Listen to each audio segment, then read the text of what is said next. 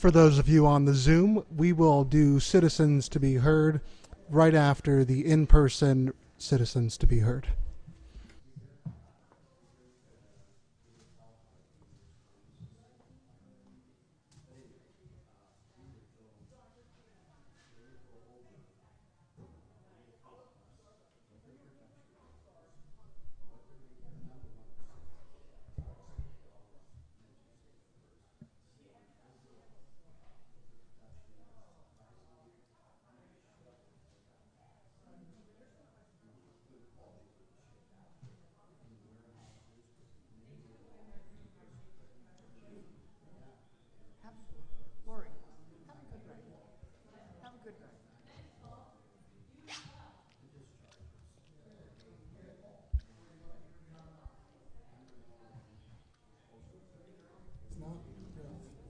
Remind them.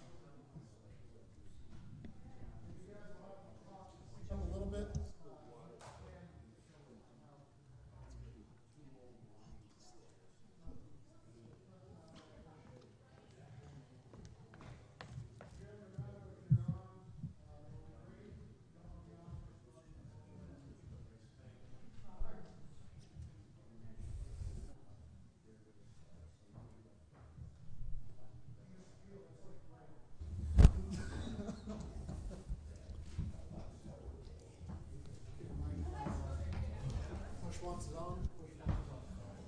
Green is on. What you got there? I thought you gave me that, didn't you? Huh? I thought you gave me that. Folks, we're starting a couple minutes late. Our caucus meeting extended a bit, so we'll be rolling here in a minute. 1, 2, 2.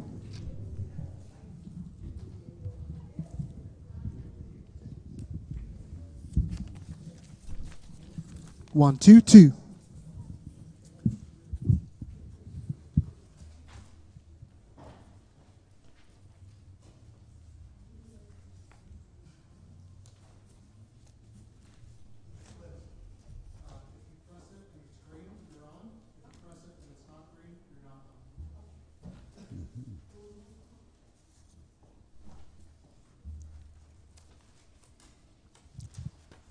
I think we're ready, Lori. Yep. Okay, roll call for the City Council meeting of Wednesday, June 16th, 2021 at 7:30 p.m. Mr. Brzezinski, Ms. Allen, Mr. Brennan, Mr. Keys, Mrs. Schaaf, Mr. Winarski, Mr. Witherspoon. Approval of the minutes from the June 16th and 24th, 2021 meetings and bills for payment July 23rd and 30th, 2021. Ms. Allen, Mr. Brennan, Mr. Keys, Mrs. Schaaf, Mr. Winarski, Mr. Witherspoon, Mr. Brzezinski.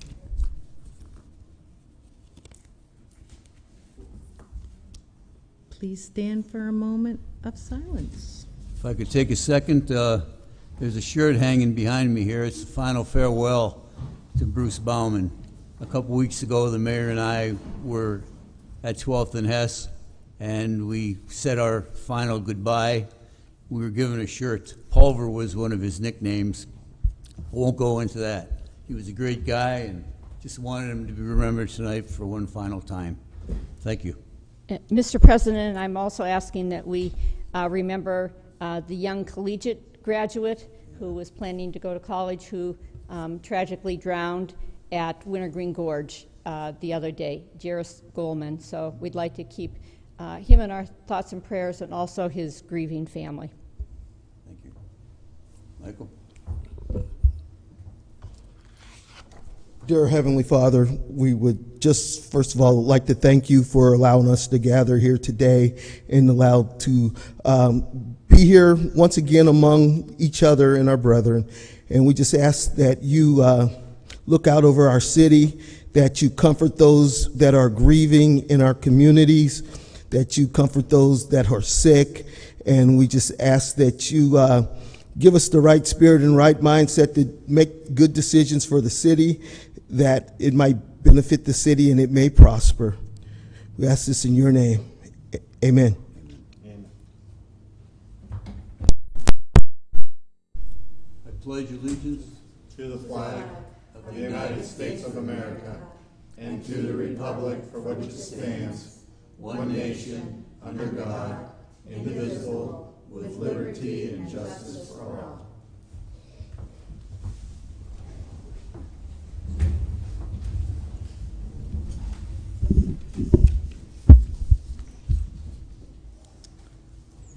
Okay, this takes us to requests for repository sales.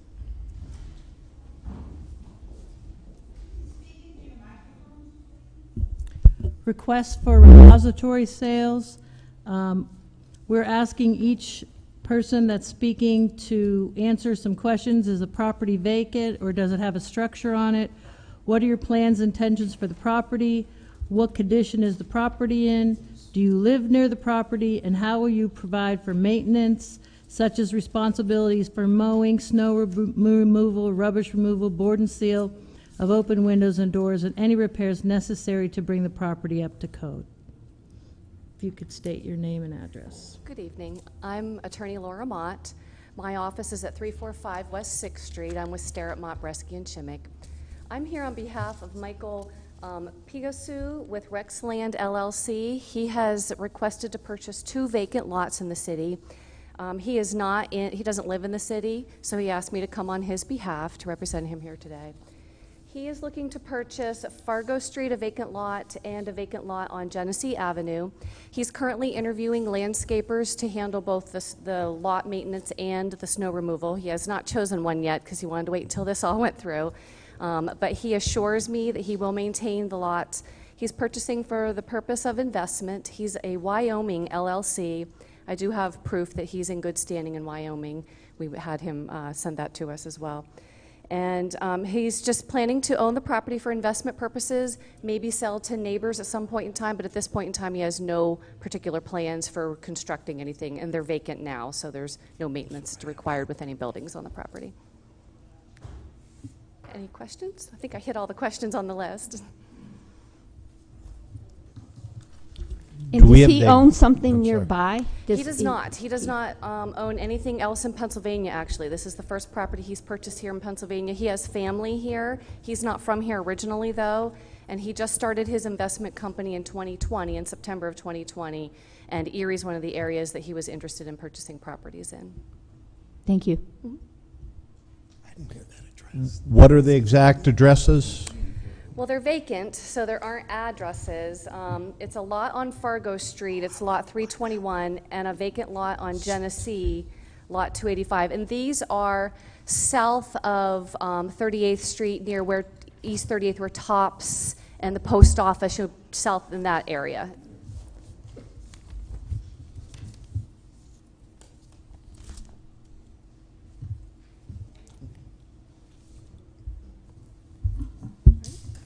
Else? No? Yep. One question. So you said for investment purposes? Yes. Okay, that's fair, but no initial or even plans as of yet to be None. determined? Nope, none. Like I said, he does have family in the area, and they had indicated to him that these lots had been in the repository and that they might be worth investing in. So he did decide it was worth the money to invest and to hire me to come here and speak on his behalf.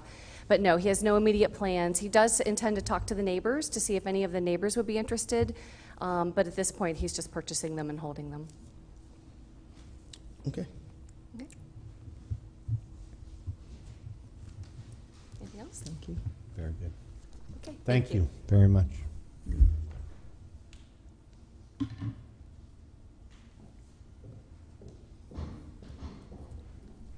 Lori, if we could get possibly the exact, I know they gave lot numbers, but, and they're south of 38th, but I'll some send type them of all. address, 3807, between 3807 and 3812. I understand that, but it can still give us an area to go look at if we want to. Yeah, so if you go straight up, Fargo where it meets Genesee, I expect that to be the corner. There's like an island there. I expect that's the front. Genesee is around the Pizza Hut, where it used to be Pizza Hut, right?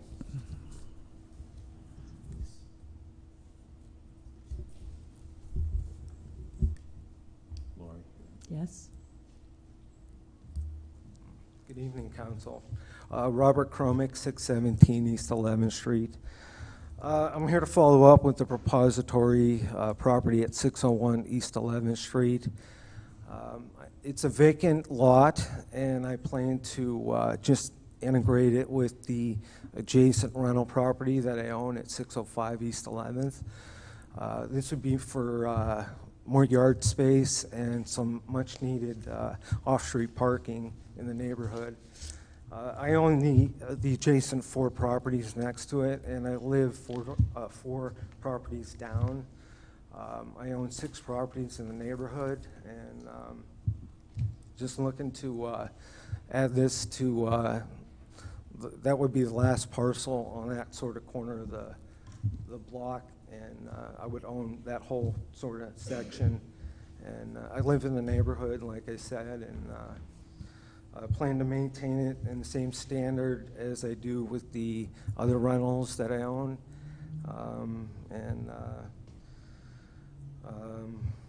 If you have any questions other than that. So you're saying there's a structure on it now, or a house, No, it's a vacant lot. and you're just Yeah, plan on keeping it I plan to just add yard space to the adjacent property that I own. This year, probably add off-street parking, and next year, some fencing, landscaping, and trees. Very good. Thank you. I have a question. Okay, you said to add off-street parking. So is there a existing driveway or garage or structure that's supposed to facilitate this off-street parking? There's no existing garage or driveway, but I plan to coordinate with zoning and code enforcement on providing off-street parking as needed. Okay, just so you know, for the record, when you purchase a lot, Yeah. if it doesn't have a driveway or whatever, that means you're, in effect, putting vehicles, what would look like in a yard. Right. And No, there will be no vehicles on this vacant lot until I put in a proper driveway and go through code and put in a driveway. So it'll be all done. thank you. Okay. Thank you. Lori, point of clarification, is anybody from the administration, can somebody tell us what the process is for marketing these lots? I'm just thinking that the Esquire that was here a couple minutes ago said that this guy's gonna buy these lots and then check with the neighbors to find out if they wanna buy them. I wonder what he's gonna charge them if he's gonna buy them for $250. If I may, Yes. you know, I would say at least they were being honest. At least they were being honest. I will say that. You know, we have people come before us and say they're doing this with it or that with it, and I've seen 2 or 3 of these lots, you know, for sale upwards to $10,000 that, you know, we released for $250. And so at least they're be honest that they're doing it as prospecting. You know, I'm more leery of the people who say they have one purpose for it, and then I see it on the market, you know, as another purpose. Yeah, that's exactly my question. If the people that live around those surrounding areas, they should be made aware that those properties are for sale. I'm not too sure how they do that. I guess that's why I was asking also. But evidently nobody knows, huh? Michael? Yeah, so after the judicial sale, the properties that do not sell go onto a repository list, which is managed by Erie County on the Erie County website. Okay, so Joe, average guy, Can scroll through and see, hey, you know, this is for sale and it's $250 and it sounds great, and it is. I just think we need more transparency with it, that's all.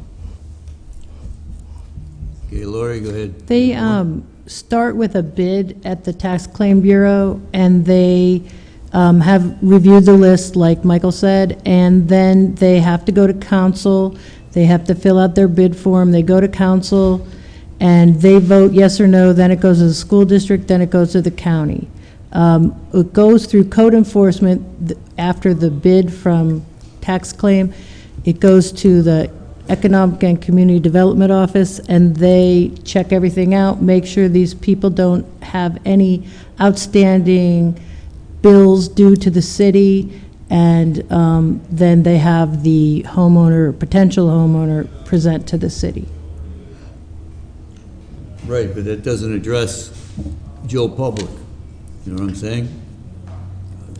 Are we making everybody aware of it more than just a list? We might have to put it on like the city website or something, or there might be another. Or a sign on the property or something like that, so people at least. It's gone through several steps to get to the repository.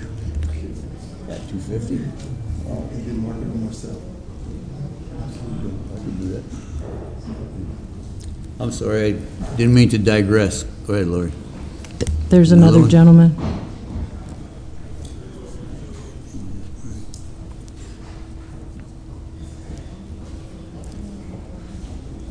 Any other repositories?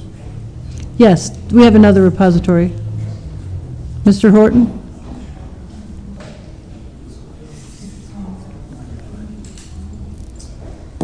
Hello, City Council. How you doing today? Can't hear you. How's it going today, City Council? Good.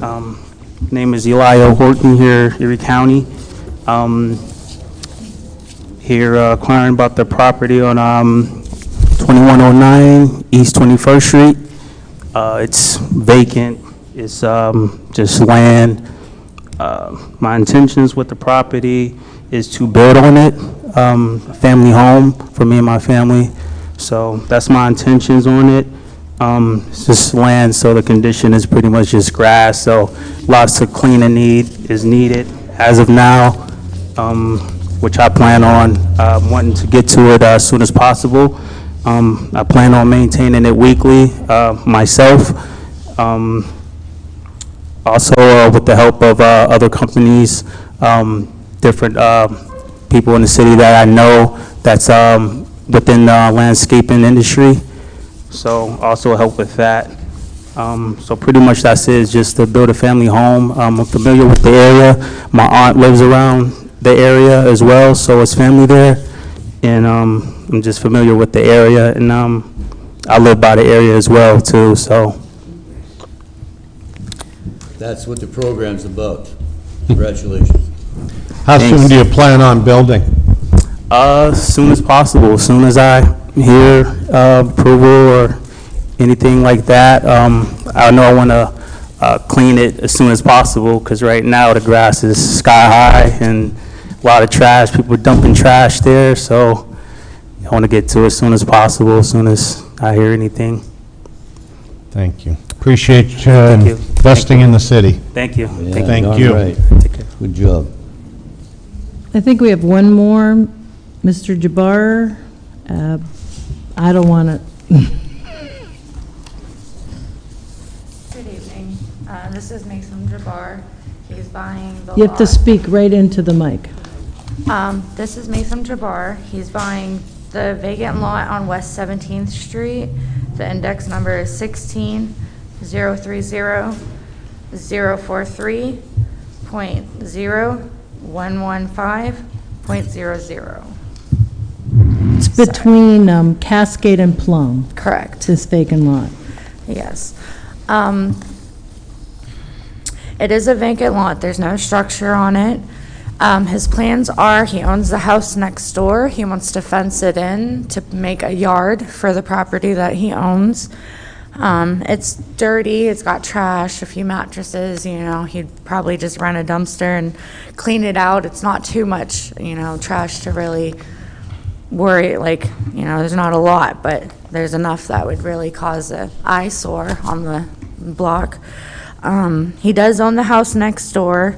He owns a couple of properties in Erie. And basically, he just wants to clean it up and fence it in to, you know, provide a backyard or a yard for, you know, the resident that he does live at. So that's it. Any questions? Sounds like a plan. Thank you. You guys have a blessed evening. Thank you.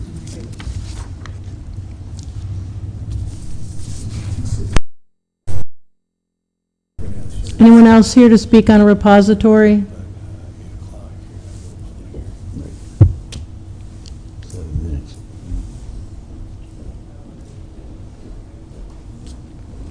I have a letter I can read while you're getting set up, Frank. This is a letter. My name is Matthew Wagner. I'm writing this letter in hopes that my voice and the voices of others may be heard. At the intersection of West Arlington Road and Highview Boulevard, there are 2 stop signs. Both are on West Arlington for the westbound and eastbound traffic. I would propose to add a 3rd stop sign for the northbound traffic on Highview Boulevard. The reason for my proposal is simple. I do not want to die at that intersection, or anyone else for that matter. I am a mailman for the United States Postal Service. I have crossed that particular intersection 4 times per day, at least 5 times a week for the past 2.5 years. Since I have been the local mailman for the Glenwood neighborhood for that time, I have had conversations with multiple residents, and several of them have concerns about the safety of this intersection. When I'm crossing the intersection on West Arlington, I take extreme caution, even more than recommended by the USPS driver's manual, because it is almost a blind intersection. Vehicles come northbound very fast. Despite me being very cautious, I have almost been hit 4 times. I'm concerned for my safety, but most of all, I'm concerned for the safety of the residents, especially the children of the neighborhood. There are dozens of children in the neighborhood, including a special needs child. With a school bus stop less than a block away, I get nervous when I see the children crossing the intersection of West Arlington and Highview. I believe with the addition of a stop sign, it would force vehicles to slow down and hopefully reduce the chance of an accident from occurring. Thank you for listening. Good evening. God bless. Sincerely, Matthew Wagner.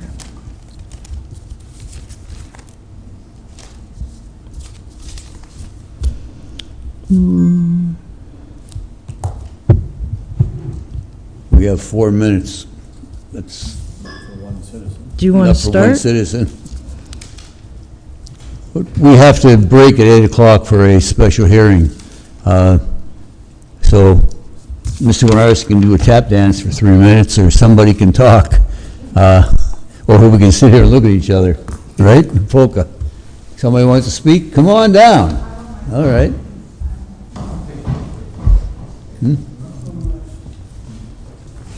I'll be very quick.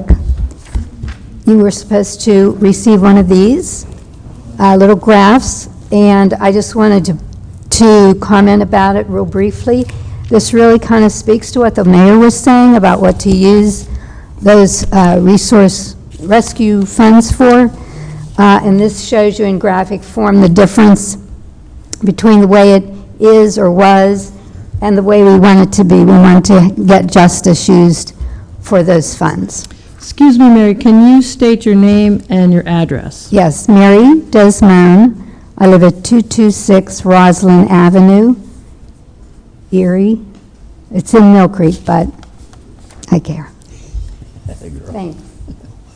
Thank you. Huh?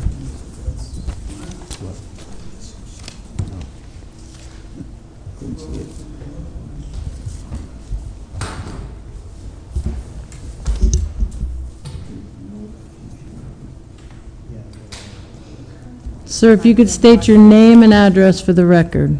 My name is Harry Beerley. My address is 242 East 32nd Street, and my comments should only take a couple minutes if I can Harry, what's your last name? Beerley, B-I-E-R-L-E-Y, Byerly by some sounds. Okay. All right, my complaint that I want to bring to the council, and I have extra copies if the president wants one, and anybody else wants one, is, I will read it exactly to the president want one. Well, if you leave it, I can make copies for Mr. them. Council, President, we're not supposed to. So everyone's aware. New protocols have been put in place. We'll no longer go down and get within arm's distance of the public.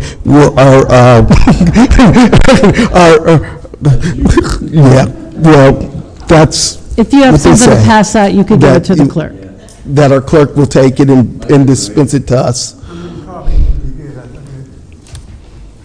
Oh, go ahead. I'm sorry to interrupt you. All right, can I read my complaint now? Yes, sir. Now? Yes. Okay. I accuse the present and past administrations of Erie City, including the mayor and the city council, of criminal misconduct. They are guilty of collusion, complicity, conspiracy, cowardice, and official oppression. They have allowed underworld facets to condone certain facets of government. This particularly means easement laws on Peace Court CA 11192-19 and SA 58-21. Erie City has allowed criminal deprivation of the rights of two past and the present owners of 1515 Liberty Street for more than 45 years. No other explanation of the 1515 Liberty Street debacle might fit except plain bad criminal misconduct or underworld control over some of the city functions. Mere oversight is not tenable. When a government entity allows criminal wrongs to be done against any one citizen, who is next? Ask Adolf Hitler. Thank you. That's my presentation. Thank you, sir. That alarm was letting us know it's 8 o'clock. You're good. Thank you, sir. Thank you. Okay, this is Catherine Doyle. I'm Deputy Solicitor for the City of Erie, and this is the time for the public hearing. A little bit by way of background, the applicant, PER Real Estate Holdings, filed an application for a variance before the Zoning Hearing Board. A hearing was held before that board on December 8th of 2020. The Zoning Hearing Board granted the variance, and Janet Ferguson filed an appeal with the trial court. The applicant also filed a waterfront conditional use application. That application was approved. An appeal was made before City Council. City Council held a hearing on January 21st. 24th? 20th. January 20th, 2021. City Council approved the conditional use application. An appeal was filed. An appeal was filed before the trial court. So we have two appeals filed by Janet Ferguson.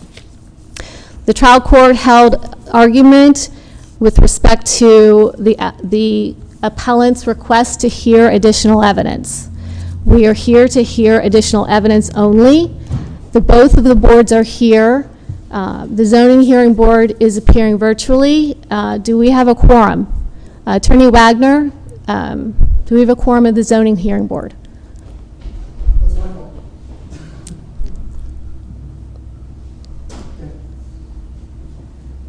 Again, I'm going to ask the question again. Attorney Wagner, do we have a quorum from the Zoning Hearing Board? We can't hear very well. We heard when directly into the microphone, but we're having trouble hearing. Okay, I apologize. Can you address that to me? Sure. Attorney Wagner, I just described that we are having a continuation of the zoning hearing board hearing that was held in December. The trial court has not remanded the case, but has opened up the hearing to hear additional evidence, limited evidence regarding cross-examination of the applicant's witnesses by Attorney Greenfield, who represents Janet Ferguson. And I was, Attorney Wagner, I wanted to ask you, I'm asking you if you have a quorum. It looks like we do not, but I don't have access to all of the people waiting in the queue line. Okay. Frank? I did want to add one thing, Attorney Doyle, that this is also in compliance with a court order, docket number 10265 of 2021, court order of Judge David Ridge, that we're convening tonight. But as to your question, I'm sorry, Frank? unless there's a member that's waiting In the queue, audience. it appears that there's only 2 board members present.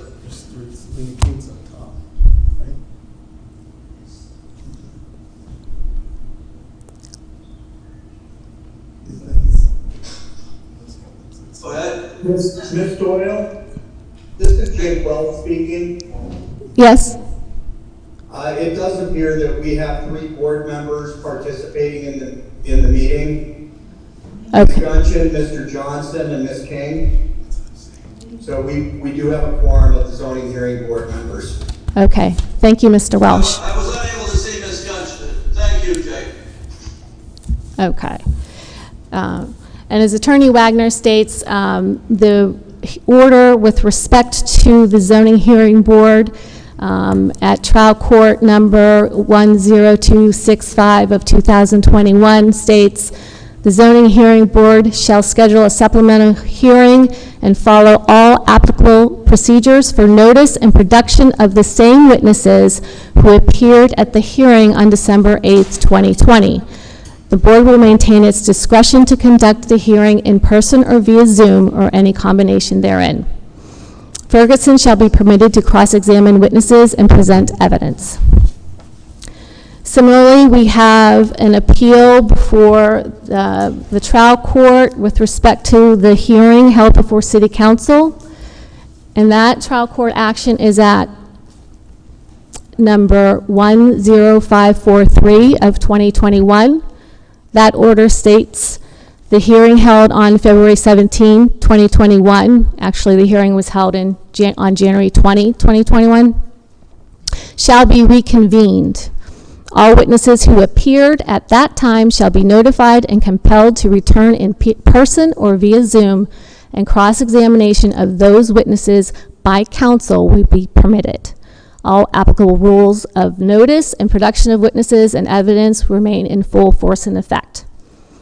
It should be noted that both of the boards have made a final decision, and the case is currently before the trial court.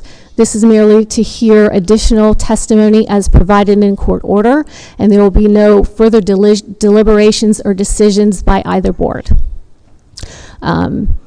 With that, I will turn the proceedings over to Attorney Greenfield.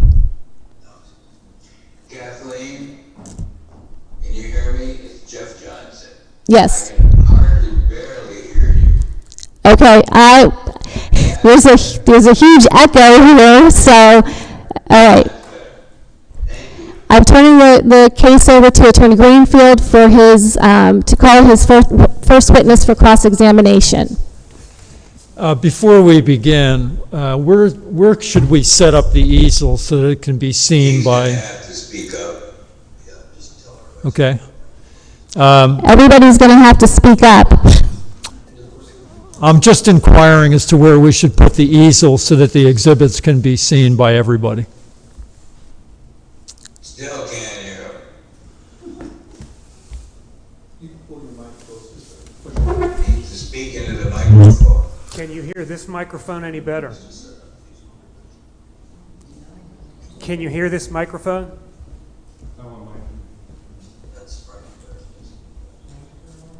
Mr. Wagner, I'm going to have you put your volume as loud as it can, and then I don't have much of a solution other as to why you can't hear. Maybe you could try some headphones, put one in each ear. I'm not entirely sure, but that would be my suggestion at this point.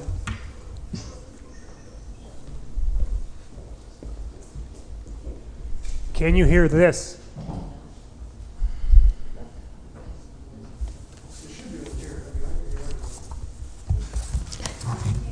You know, Frank, I can't hear them either. I can barely hear Catherine, and she's right there. I can hear myself in triplicate, so it's. I don't know if I... Testing. Mr. Wagner, can you hear me now? We could hear you, the last thing you just said, but you're going to pretty much have to speak almost directly into the microphone. All right. We heard the last thing you said when you spoke into the microphone. I'll give it my best shot. Can you hear us on this one? Here's a good mic. Yes. Yes, we can. Maybe You might want to tell you what, why don't you...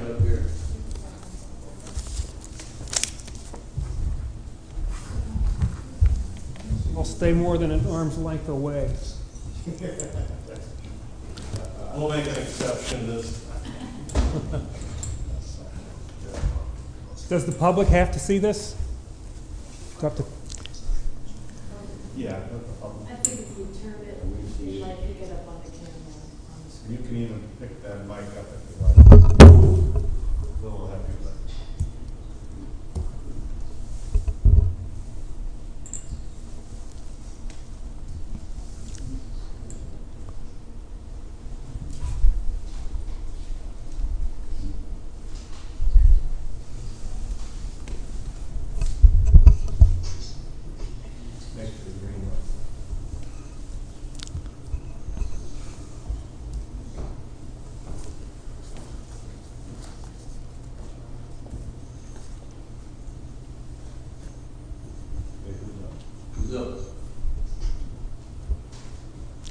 We good?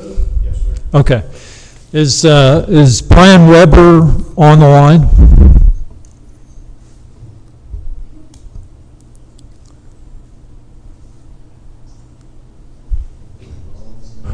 Brian Weber on the line? Yes, this is Brian Weber. I'm on the line. Okay, I'd like to start my questioning with Mr. Weber, if I may.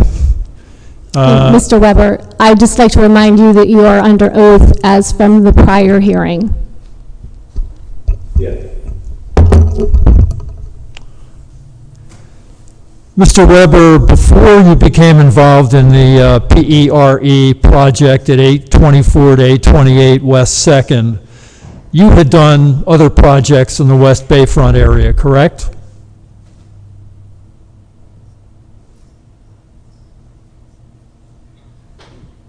Not in the West Bayfront area directly.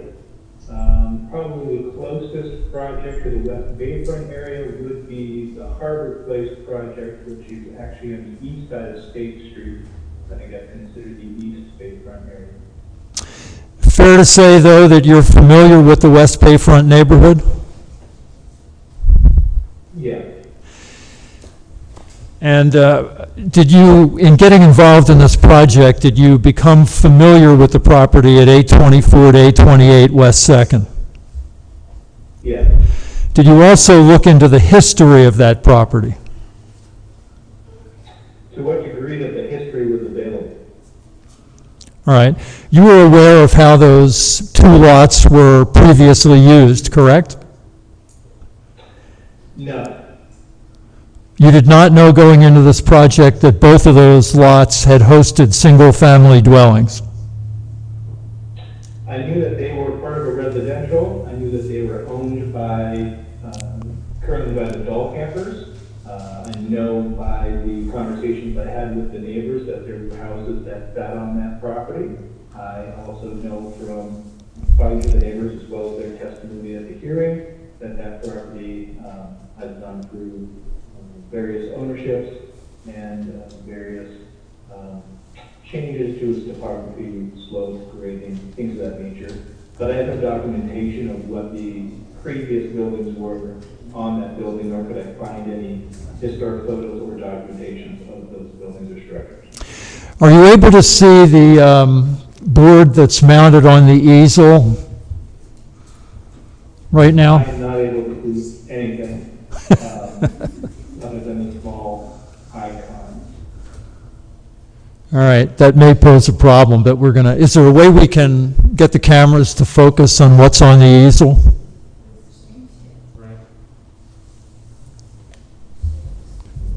Frank, are you with us? There you go. Do we need to adjust that easel now? Pat, can you turn it a little that way? I also want I want council to be able to see it as well, though. That's the only problem. Well, See it on the screen. Okay, all right. Can you see it now, Mr. Weber? Yes, I can. I'll represent to you that that's a Google Earth picture of 824 to 828 West 2nd, taken in 2005. Do you have any reason to believe that that's not an accurate representation of what was there at that time? I have no reason to believe that's not accurate. Okay. But you have no recollection of that street as it existed 16 years ago? No. All right. Fair to say you're also familiar with the Erie zoning code and subdivision and land development ordinance? Yes. And in fact, you considered both of those ordinances in your work on this project, correct? Correct.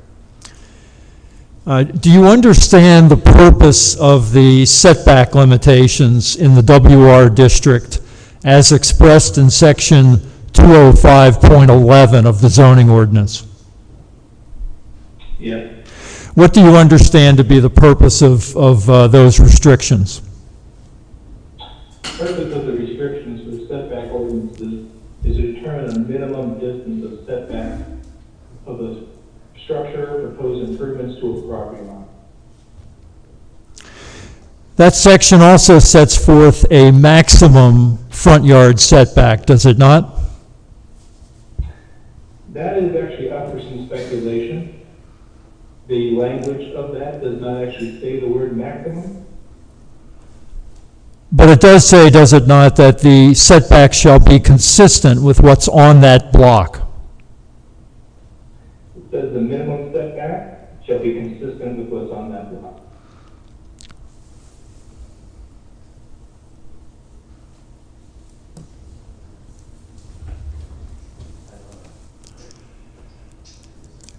Let me, if I may, I'll read you that section just to make sure that we're on the same page here. It says, in any appropriate district where a structure exists on the applicant's lot or any adjacent lot, the required depth of front yard for the proposed structure shall be the average depth of the existing structures located between two intersecting streets with a tolerance of plus or minus 5 feet. Is that your understanding of what that section says? That is my understanding of what that section says. And do you understand that to mean that it mandates a certain front yard setback, whether minimum or maximum, in that situation?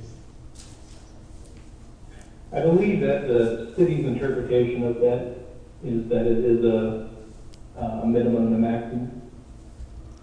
Okay, and certainly you understood that the city was requiring that PERE get a variance when it wanted to locate the structure 84.6 feet off 2nd Street, correct? Correct. Was it your understanding that the purpose of that restriction in section 205.11 was to maintain the scale of development in the West Bayfront community? No. What was your understanding of the purpose of the restriction? First, the purpose of the restriction is attempt to maintain a consistent setback of the faces of the building, not scale. Okay, thank you. Did you understand that the project, as you were designing and proposing it at 824 to 828 West 2nd, would interfere with the bay views of some contiguous properties?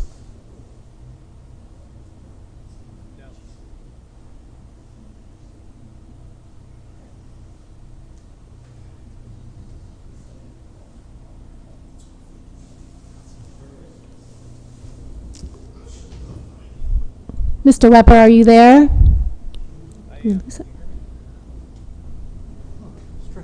Have we lost him? Mr. Weber? Yeah, can you hear me? Okay. We couldn't hear you. Attorney Greenfield, you might need to repeat the question. Did you hear the question? I did hear the question, and the answer was no. So it was not your understanding that the placement of the building on the lot, 84.6 feet off 2nd Street, would interfere with the views, the bay views, of some contiguous properties? No, because we met with the community on October 7th prior to redesigning this project. We created a list of issues that the neighborhood came up with. That list was documented in meeting minutes that was presented to the client, Philip Jessuet. In those documentation, in those meeting minutes, we talked about the size of the building area. We talked about the density and the size of the building itself. We talked about concerns with parking. We talked about the concerns of proximity to property line.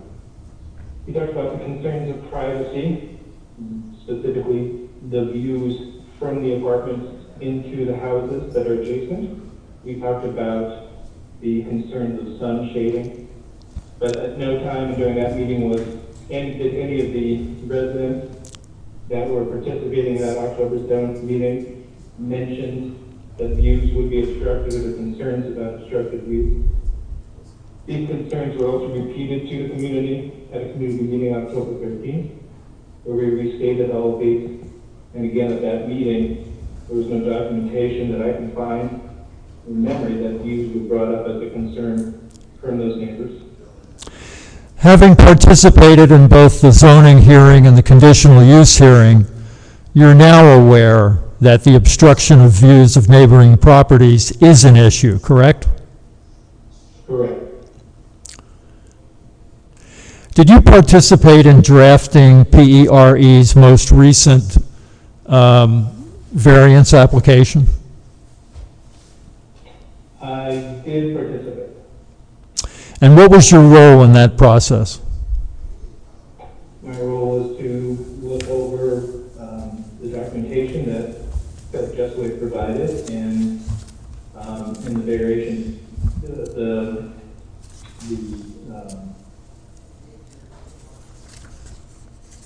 the hardship memos was to provide the diagrams illustrating the concerns and the issues of the property location and the development, as well as help prepare the redesign schematic design based on the community's comments, specifically redesign on the 7 points that the community developed as their primary issues.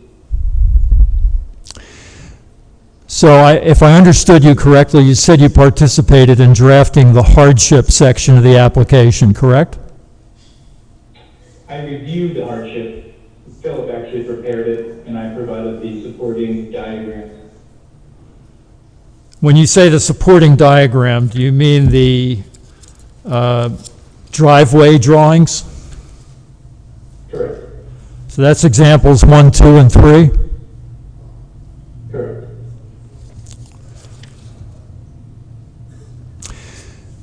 Was it your understanding that the hardship section of the application assumed that a structure that would contain 9 units was necessary?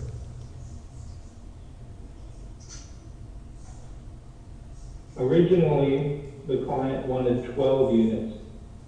The community on the October 7th meeting asked for 10 units.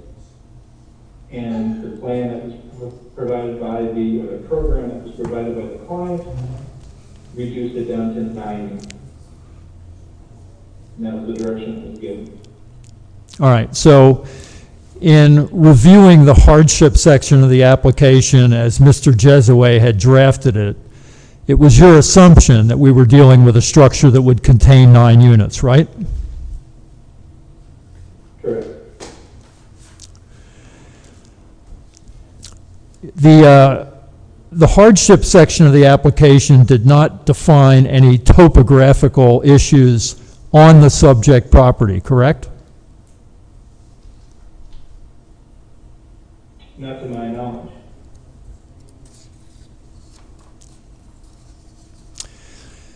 Was it your understanding during your conversations with Mr. Jesaway that once the number of 9 units was arrived at, that was the number that was going to be required throughout the process? That was the direction I received from the client. Did you and Mr. Jesaway ever discuss the possibility of a smaller building with fewer units that would comply with setback and all other code requirements?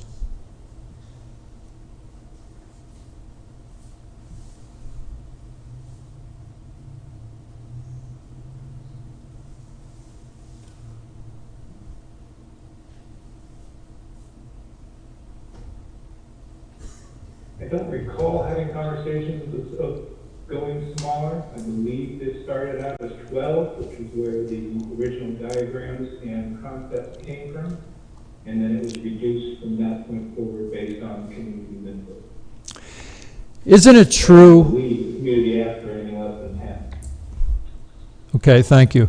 Isn't it true that a smaller building could be developed on this site in full compliance with codes? Again, I didn't design one that fit that program, so I really can't answer that. All right.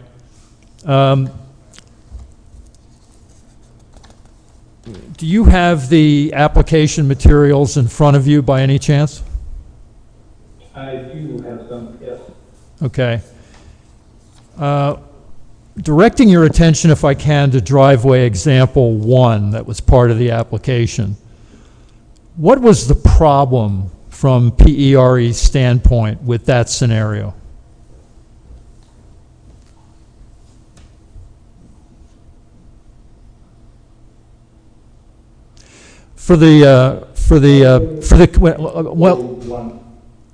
One second, Mr. Weber. For the convenience of the zoning board and council, driveway example 1 showed a 24-foot wide driveway through the center of the property. So, Mr. Weber, again, what was the issue with that scenario? The issue with that scenario is that it breaks the necessary mass of the building, the necessary footprint of the building, into 2 smaller sections that are too small to develop into residential, actually any type of use. The remaining building areas that's shown on that diagram, as you can see, are simply too small to develop. It breaks the property basically in half down the middle. It's correct, is it not, that if you put a driveway through the center of the property, you could build sections of the building on either side of that, and only the second and third stories of the building would be full, right? So are you asking that we could build a building with a tunnel through it? Yes. Again, we did design one. Could it hypothetically be done with a tunnel through it? Sure. At significant cost? Sure.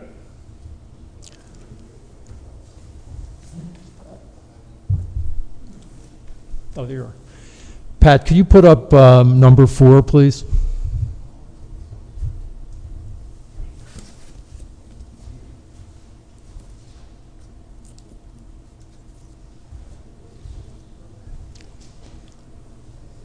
Mr. Weber, we've now placed on the easel what we have marked as Ferguson Exhibit 4. Are you able to see that? I am. That's in case you're having any difficulty reading the writing on it, that is the type of scenario we were just discussing, where you have a 24-foot wide driveway through the center of the property with sections of the structure on either side and assuming full second and third stories. Do you see that? I do. That is something that could be done consistent with code, correct? That scenario would not be consistent with the character of the neighborhood. There is no scenario in this neighborhood where there is a bridged building or a tunneled building.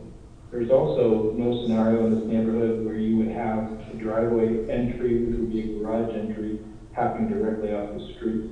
The character of this neighborhood has all the garages behind the building in the back of the lot. So if you were to put a garage door there, it would be inconsistent with the neighborhood. This neighborhood is pretty consistent with front entries facing Second Street with porches and such. So this would be out of context with the neighborhood. My question for you was whether this scenario could be constructed in a manner consistent with code.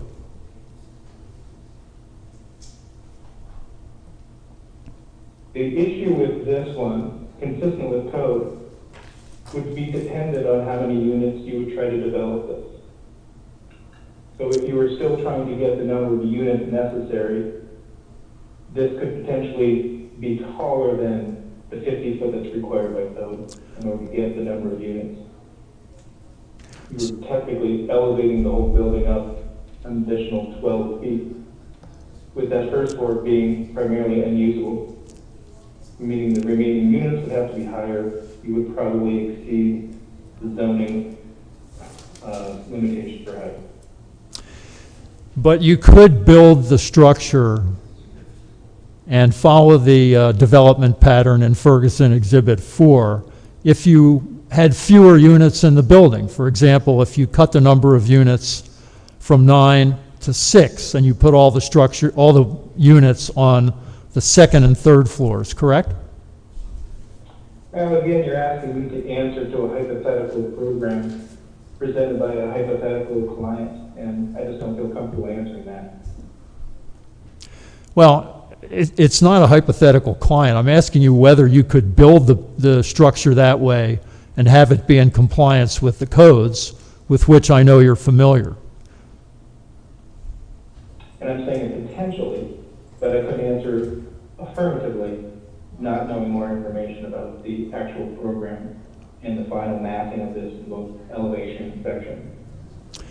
So your answer is that while it might not be consistent with what the client wants, there might be a way to do that consistent with code in all respects, including the height limitation, right? Attorney Greenfield, I think you've made your point. Okay. I'd like to ask you to move on.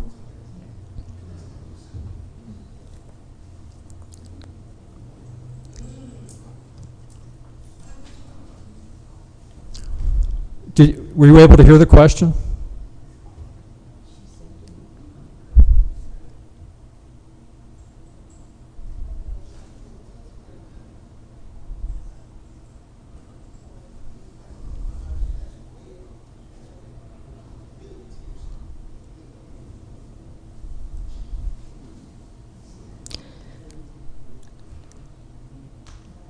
Attorney Greenfield, I think you've made your point. You've asked this same question a number of ways, and Mr. Weber has answered. So I'd like you to move on to the next line of questioning, all right, please. so your answer then is that you can't answer it or you don't feel comfortable, correct?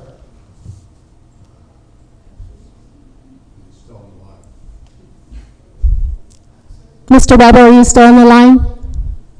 Yes, I am. Okay. Pat, could we please put up number 2?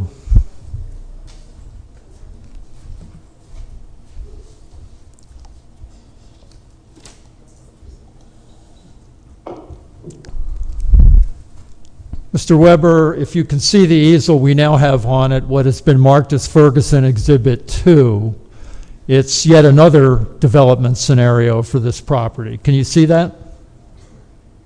Yes, I can. Again, in case you're not able to read the writing or all the markings on it, it indicates a structure observing the required setback along 2nd Street with an ingress driveway to the east and an egress driveway to the west of the structure, leading to... Excuse me, we're having a great deal of difficulty hearing the attorney. Okay, I'm speaking about as close to the mic as I can get. Into the microphone. All right, I'm about as close to it as I can get. Can you hear me now? Barely. Wow, okay. Frank, is there any way to... Okay, all right. Is this better? That's better. We can hear Weber fine.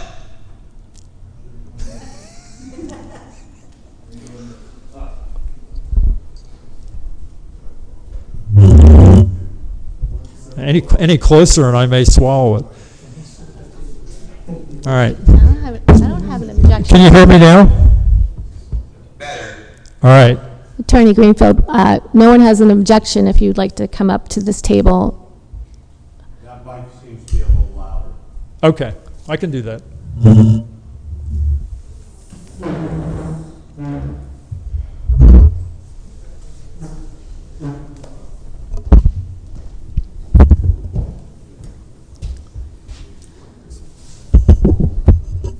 How do I do this?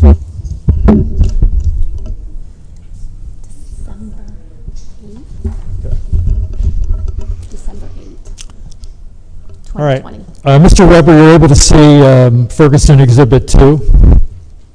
Yes, I am. Okay. And as I've represented to you, it has a structure in compliance with the setback requirements, an ingress driveway to the east side of the property, about 12 feet wide, egress driveway about the same width on the west edge of the property, leading to and from a parking lot with 8 parking spaces in the rear. It's correct, is it not, that that is a development scenario that would be consistent with code?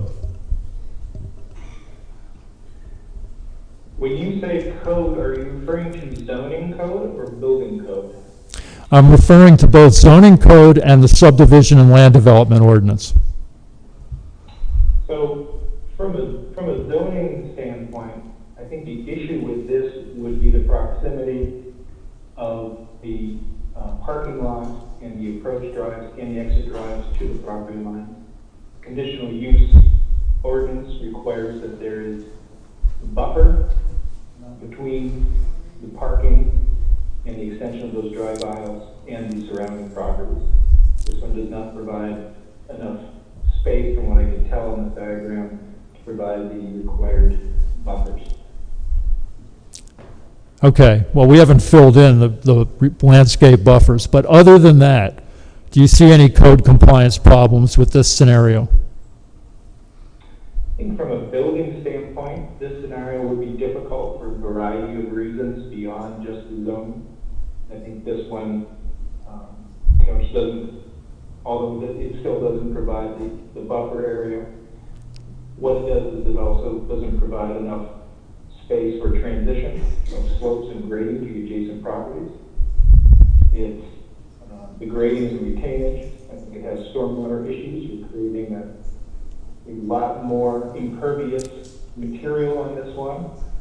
From the studies that I've done, you're probably increasing the impervious by about 2,000 square feet. That increases stormwater conditions that have to be collected and treated before getting into the city stormwater infrastructure. So you're creating issues with that.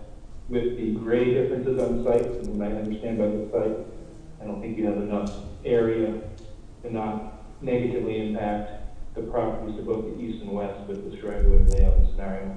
There just simply isn't enough room between the property line, the driveway, the building, the second driveway, and then the property line. Given the current contours of the property, a lot of grading is going to be required regardless of how it's developed, correct?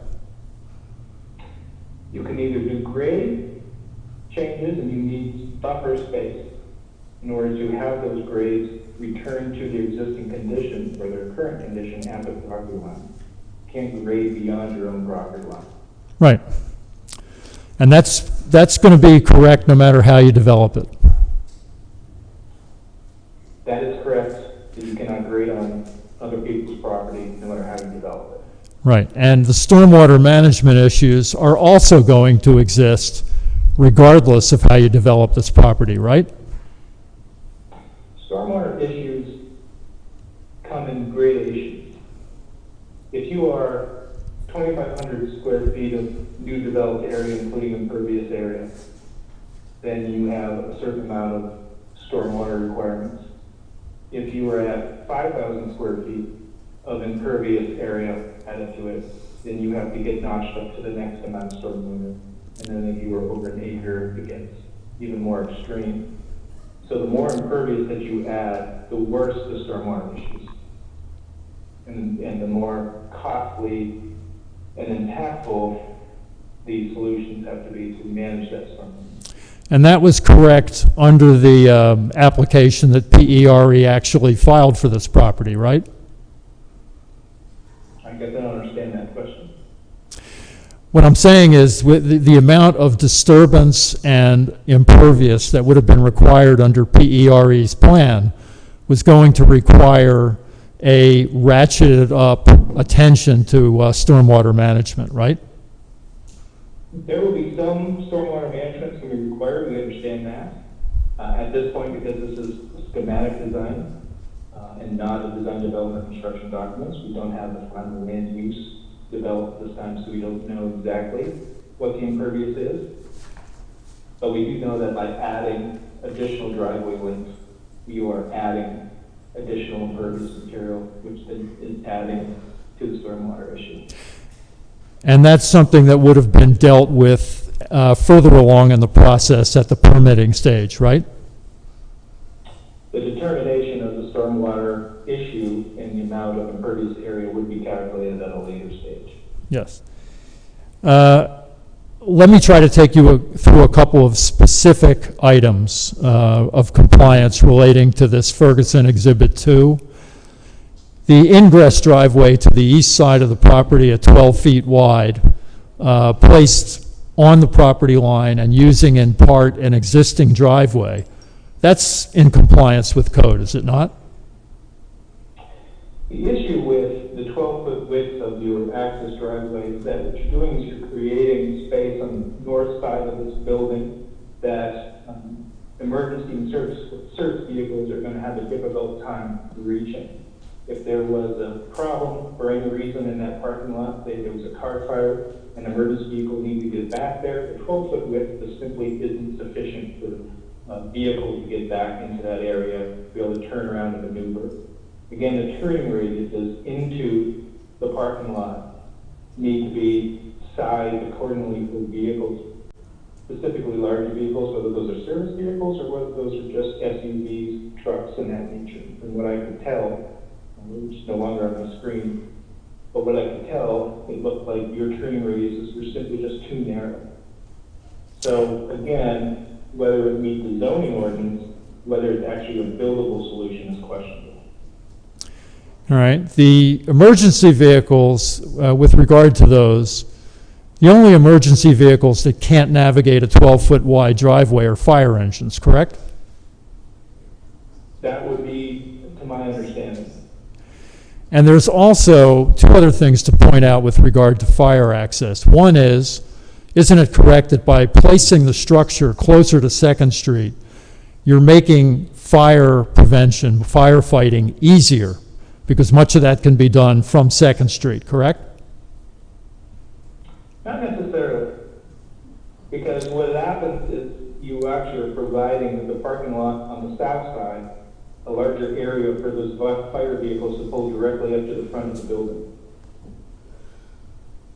Well, in this scenario, the building's only 12 feet off the street, so the fire equipment can reach most of it pretty readily, right? Correct. And the fire vehicle, with the scenario that was presented and approved, the fire vehicle could pull right up to the front door of the building. Right, and without having to necessarily. Yeah, and it's also correct, is it not, that fire equipment would have another means of access to this property, and that is through the Port Authority property to the rear of this property, right? No, that's not correct. And there's two reasons why that's not correct. The Port Authority property to the north is an undeveloped property, which means that sockscape is grass, which means that a fire vehicle or emergency vehicle would not be able to, potentially not be able to navigate over top of untreated or unprotected or unstructured materials such as grass. Additionally, there is, I believe, about a 10-foot grade differential in that back along that north edge between the Port Authority property and this property, which would be, again, without it being treated with some type of surface material, it would be difficult, if not impossible, for any vehicle to be able to access that side of the building. So you're telling us that a fire engine could not navigate a 10 or 12% slope at the rear of the property? Not if it's on wet grass. All right. And the percentage of slope is what I was talking about. I was talking about a 10-foot differential in height. Okay, isn't it also correct that if you had a smaller structure, such as depicted on Ferguson Exhibit 2, and you had fewer units, for example, if you had 6 units in that structure instead of 9, that the number of parking spaces provided on this scenario, 8 spaces, would be adequate?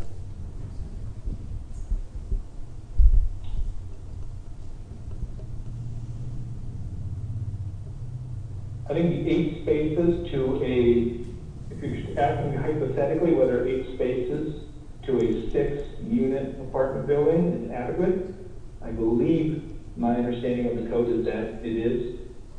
However, it may not meet the community's requirements and their concerns of additional parking. Understood. Thank you. The parking of the neighborhood.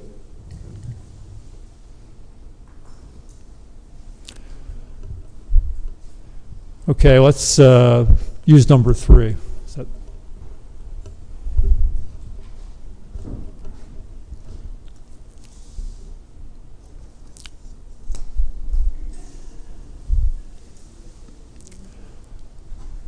one more for you, Mr. Weber. Are you able to see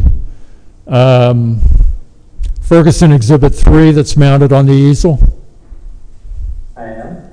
Similar concept to Ferguson 2, except that it leads to a parking lot in the rear with 10 parking spaces. Can you see that? I can. And in all the respects in which you said Ferguson 2 was in compliance with code, isn't it correct that Ferguson 3 would also be in compliance with code? No, because what I said about Ferguson 2 is that it would not be in compliance with code from the buffer and the setbacks that are required on both the east and west side of the property with those driveways. And again, with the building of this property, you would run into significant issues, again, with stormwater, with finding space for utility runs, with grading, being able to transition your grades to your adjacent properties without negatively impacting those adjacent neighbors. And those are... Your turning radiuses around the corner of those buildings would be extremely tight. The turn radiuses then into the parking lots on our side, again, are extremely tight for navigating the simple cars and trucks, let alone any type of emergency vehicle. But most of those are issues that are dealt with later in the process, and technically this scenario is code compliant, right? No, those issues are not. Those issues are things that we have to think about at the schematic level. You have to think ahead to all those issues when you're coming up with a viable solution. You don't want to present a solution that simply isn't going to be able to be built. So you've got to understand all of those issues early on in the process. You'll agree with me that this scenario, specifically the parking lot and the driveway areas, could be landscaped to be compliant with code?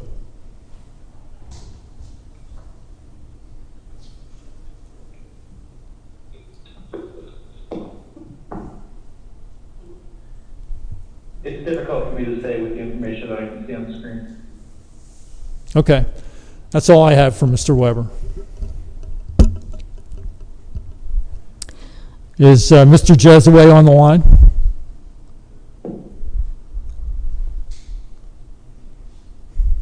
Yes. Mr. Jesaway, I'll remind you that you're still under oath from the prior time of the hearing. Okay. Mr. Jesaway, you're still acting on behalf of PE Real Estate, the applicant? Yes. What's your position with that entity? I'm the managing member.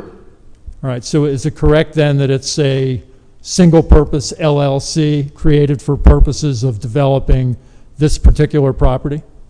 No. It has other projects that it's involved in? It is an operating business. Okay. Are you the only member, or are there other members? Yes. You're the only member? Yes. Okay.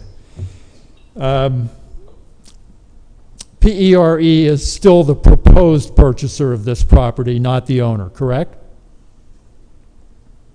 No, it wouldn't be the purchaser. It would assign the contracts to a single-purpose entity. Okay, so it is acting as the purchaser under an agreement with an understanding that the ownership interest would then be assigned. Correct. And is the transaction with the seller contingent on final unappealable zoning and land development approval? Yes.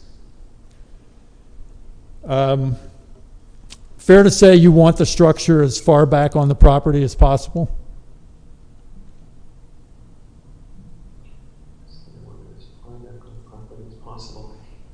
I want the setback to be what we presented to the zoning and city council. And is the reason for that that you want the occupants of the apartments to all have bay views? It's among many reasons. Yes. You've previously indicated that you think the project is more economically feasible if all the apartments have views, correct? Correct.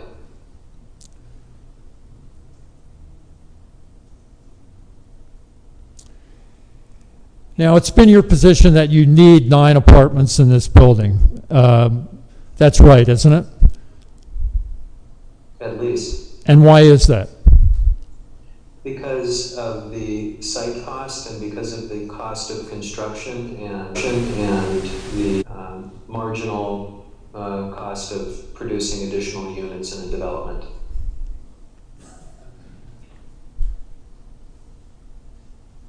See, the first unit's very expensive to produce, and the second one is slightly less, and the third slightly less, and the fourth slightly less. The more you produce, the less costly they get. And in Erie, which is a economically challenged market in terms of residential rents, that's important. And so as you've calculated it, given the purchase price for the property, you need 9 units to make this go, right? That's not what I said. What I said is that the incremental cost of developing a building it, if I got the site for $0, it would still be very, very costly just to do 1 unit on it. And it would be costly to make the break even work. So it's construction as well as site cost, as well as my expenses and hiring an architect. All those things are very costly. Fewer number of units that you allocate the expense to. So that's why more units is economically feasible, and in instances fewer is not. If you had a smaller structure, if you were limited by code to a smaller structure on the property, and you could only put 6 units in that structure, could you make that work? I don't know. I don't think so. Have you costed it out? Like I said, I don't think so, but I don't know because I haven't done 6 units specifically. It's not really reasonable to ask a developer to provide a pro forma for every possibility of number of units between 0 and what the max is. It's not how we operate. So the answer then is that you're not sure whether 6 would work or not. That's what I said. Okay, thank you.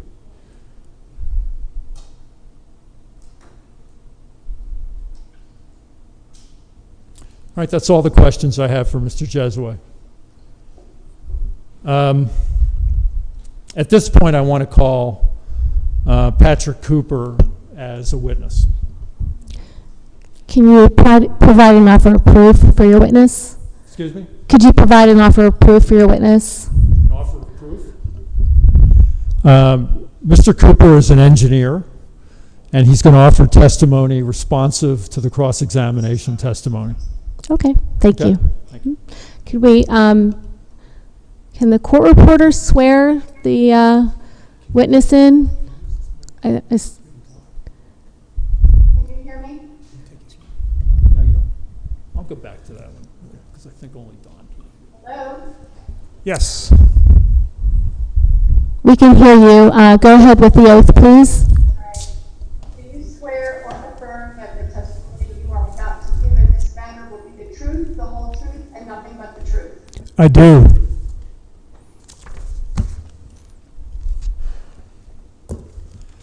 I have Mr. Cooper's CV, which I would like to mark as Ferguson 6. I know that's going to sound a little bit out of order, but I have another one that I think is going to serve as 5. How should I hand that up? Or how can we place that where people on the Zoom call can see it? I think, Frank, can you zoom in on the CV?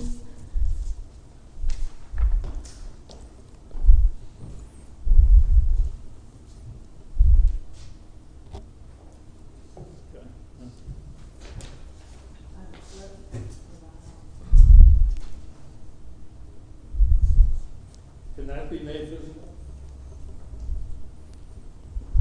Frank, or can you make that CV visible?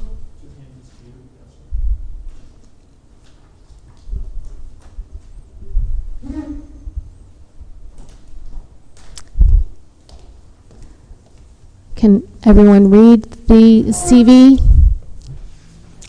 It's a little blurry. We good? Oh, there you go.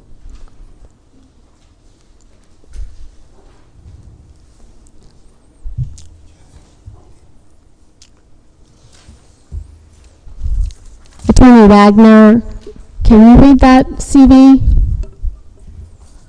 Can I testify to that? Hold on a second. We're trying to put something up for view.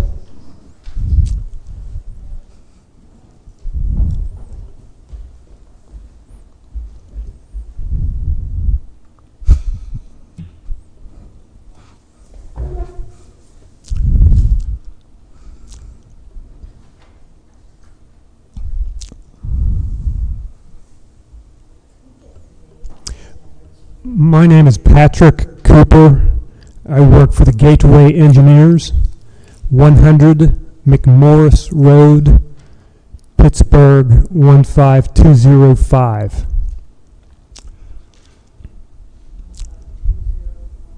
Yes.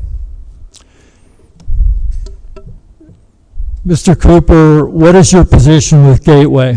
I'm a project manager at the Gateway Engineers. Are you an engineer? I'm a licensed civil engineer and a licensed surveyor in the state of Pennsylvania. How long have you been practicing engineering in Pennsylvania? With a license since 1989 as an engineer in my work load for the last 39 years.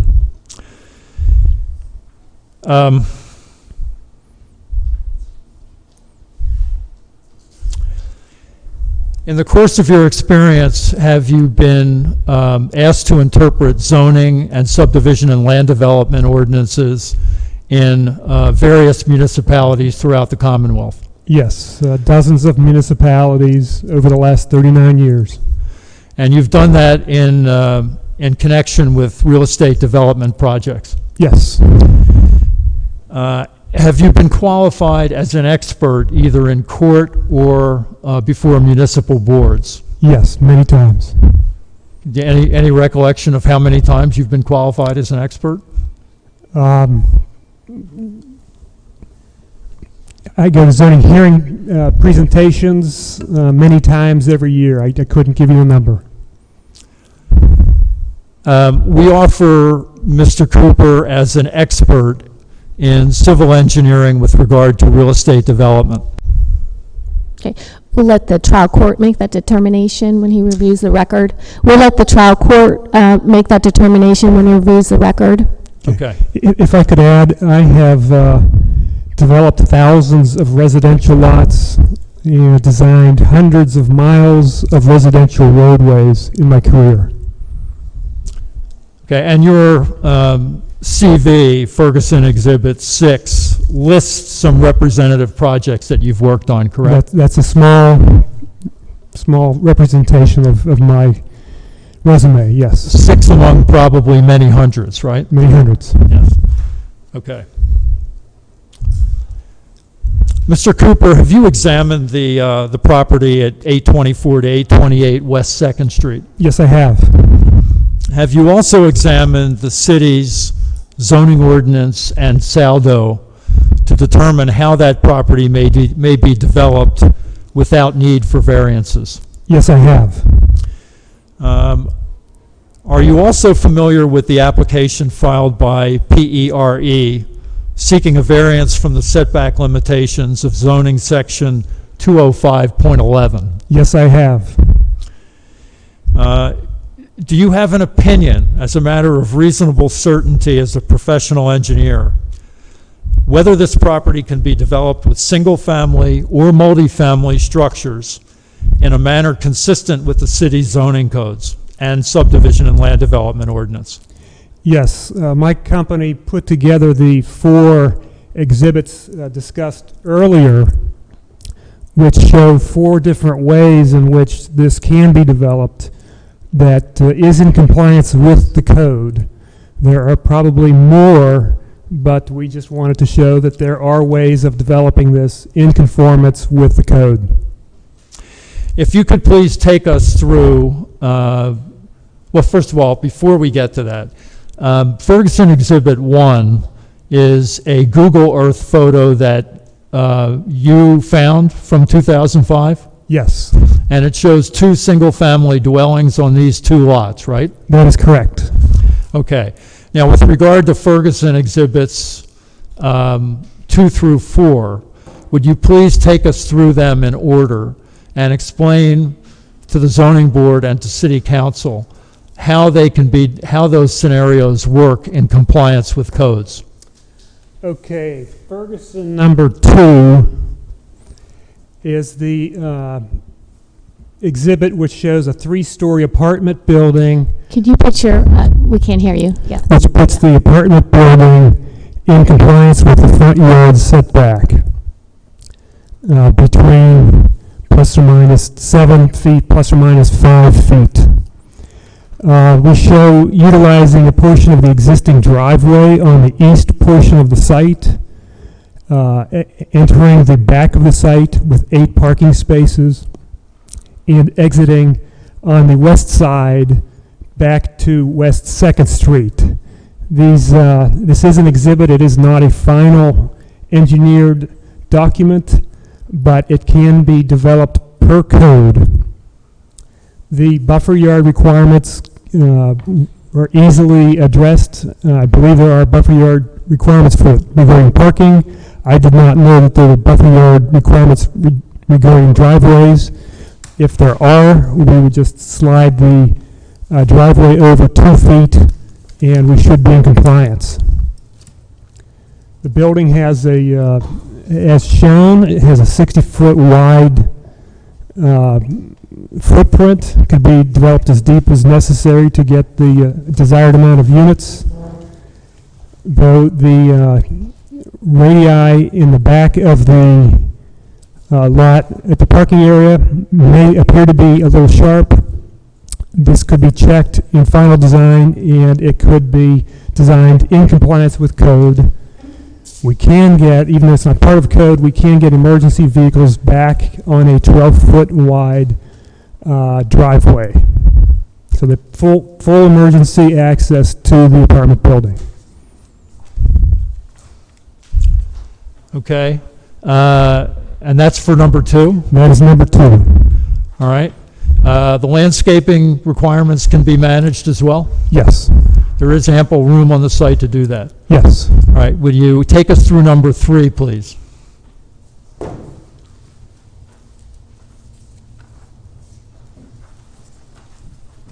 Number 3 is very similar to number 2. We use the same one-way drive counterclockwise around the building, and we altered the parking configuration to show a 10-car parking lot at 90-degree angle, very similar to the parking lot that is shown on the applicant's site plan, only their site plan showed the parking lot at the front of the site, the building in the back. We have switched these so that the building is in the front in compliance with the code, and the parking lot is in the back. Okay, and with regard to Ferguson 4.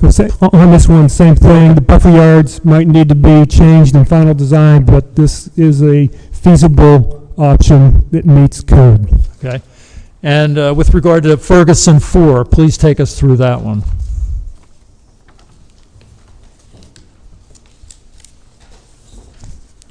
So Ferguson 4 is a 3-story building fronting on West 2nd Street in compliance with the front yard setback with a driveway through the building. It was described as like a tunnel earlier. This is similar to every beach house that I've ever rented in the last 30 years with parking underneath it, the only difference being that it exits the back of the dwelling. Architecturally, this can be designed to meet code. It just has to have the fire separation between the first and second floors. Most probably done with concrete flooring, will probably meet code. This building could be built wider than the Ferguson 2 and Ferguson 3 drawings, just to meet the minimum side yard setbacks. We get 12 parking spaces shown on this one. Don't necessarily need to have 12, but we showed enough room for the 12. I would like to discuss the stormwater management on all of these. These are very similar to the applicant's site plan in the amount of impervious areas. We might have a little bit shown on some of the exhibits, but no matter what, stormwater management has to be addressed on this site, whether the building is at the front near West 2nd Street or in the back. Stormwater has to be collected and managed before being discharged into the public storm sewer system, and it is feasible on all the sites we've shown. Okay. Anything else we should know about those development scenarios? Grade-wise, it can all be graded out. This is typical site design issues that must be addressed in final design. Might need some small retaining walls. Can be figured out. It's correct, is it not, that this site shows evidence of having been altered through grading in the past? Yes, it appears that fill has been placed on this site in the back of the site. I don't know necessarily in the front, but the back of the site appears that somebody placed fill. And the grading that would need to be done on any of these development scenarios could correct some of the things that were done in the past, right? Yes, all land developments require a certain amount of grading. Most of my developments closer to the Pittsburgh area have a lot more grading per unit than the ones shown here. It's very feasible.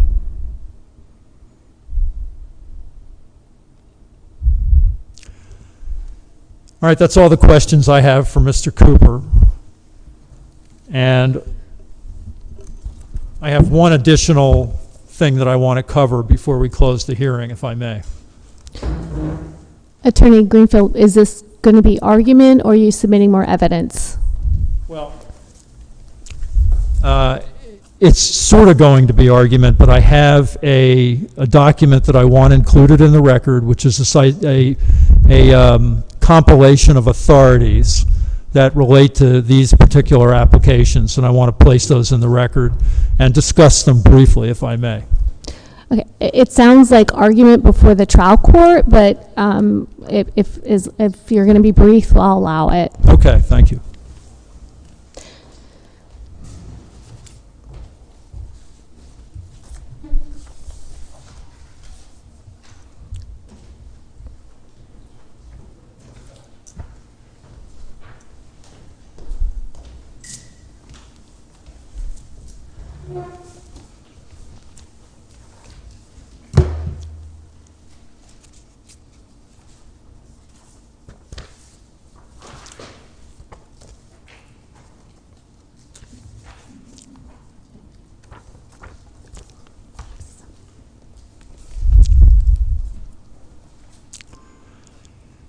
Based on the evidence you've heard tonight, and now that you have a full record, we hope that both the zoning board and city council will reconsider their past rulings in this matter, if their council believes they can do that. The testimonial record before the zoning hearing board coming into this hearing tonight contains no evidence demonstrating a hardship for the variance that the applicant had sought. I mean, there's nothing in that transcript of the last hearing about hardship whatsoever. And you've heard nothing tonight that adds to that. And in fact, Mr. Weber candidly acknowledged that there are no topographical issues on this property that would prevent development in compliance with codes. Even the application for relief, which can't be considered evidence by itself, makes no claim for hardship relating to conditions on this property. Talks a little bit about crowding of neighboring structures which are non-conforming on contiguous properties, but nothing about, but that, by the way, does not constitute a hardship under the law. And the fact remains that despite conditions on neighboring properties, PERE has the right and the ability to develop this property in accordance with codes. But PERE has two non-hardship reasons for wanting to locate its building 84.6 feet off West 2nd Street, and you've heard both of those mentioned. One is they need a structure large enough to accommodate 9 apartments for economic reasons. And the other reason is a desire for all 9 of those units to have bay views. In fact, even if the structure on this site were to comply with code requirements and be placed much closer to West 2nd, the upper 6 units in the structure would have bay views. The bottom 3 might not have as good views of the bay. So really, this is about views for 3 units on the first floor, as it's been proposed. And that's not enough to qualify as a hardship under Pennsylvania law. So Ferguson Exhibit 5, which I've just had passed up to you, is a compilation of authorities in which the Commonwealth Court has looked at cases very much like this.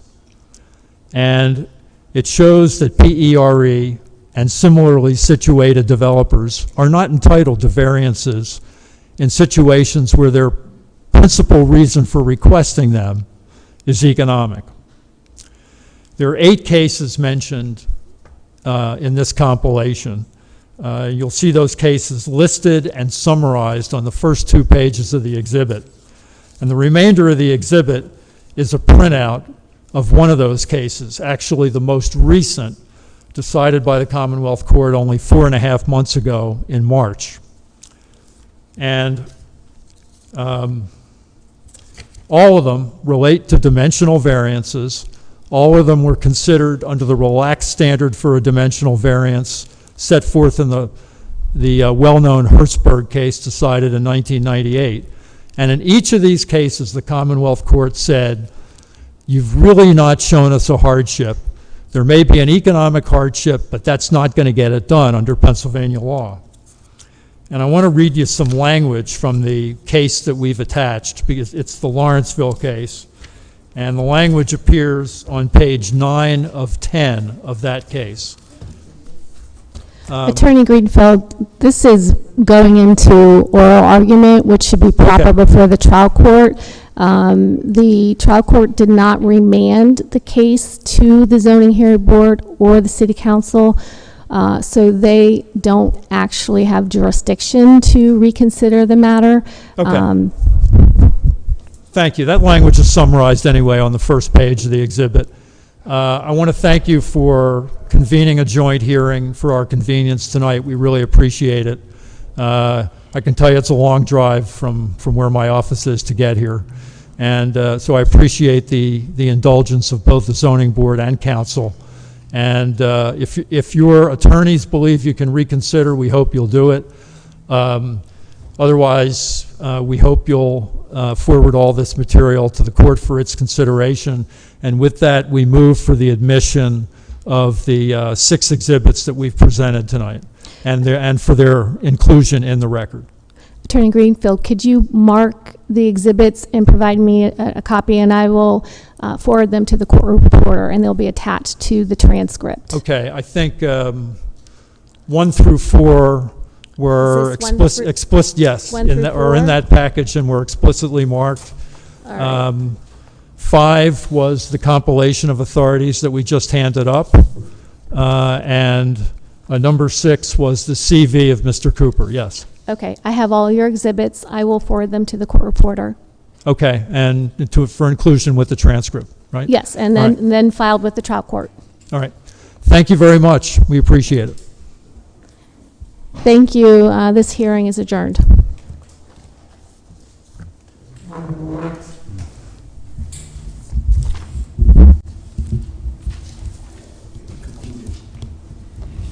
It is concluded. Yeah, the hearing's concluded, so we can proceed with city council meeting. Thank you. Thank you very much. Do we send Ridge the bill for this? Frank, do you want me to shut off those other mics? Where's Francis?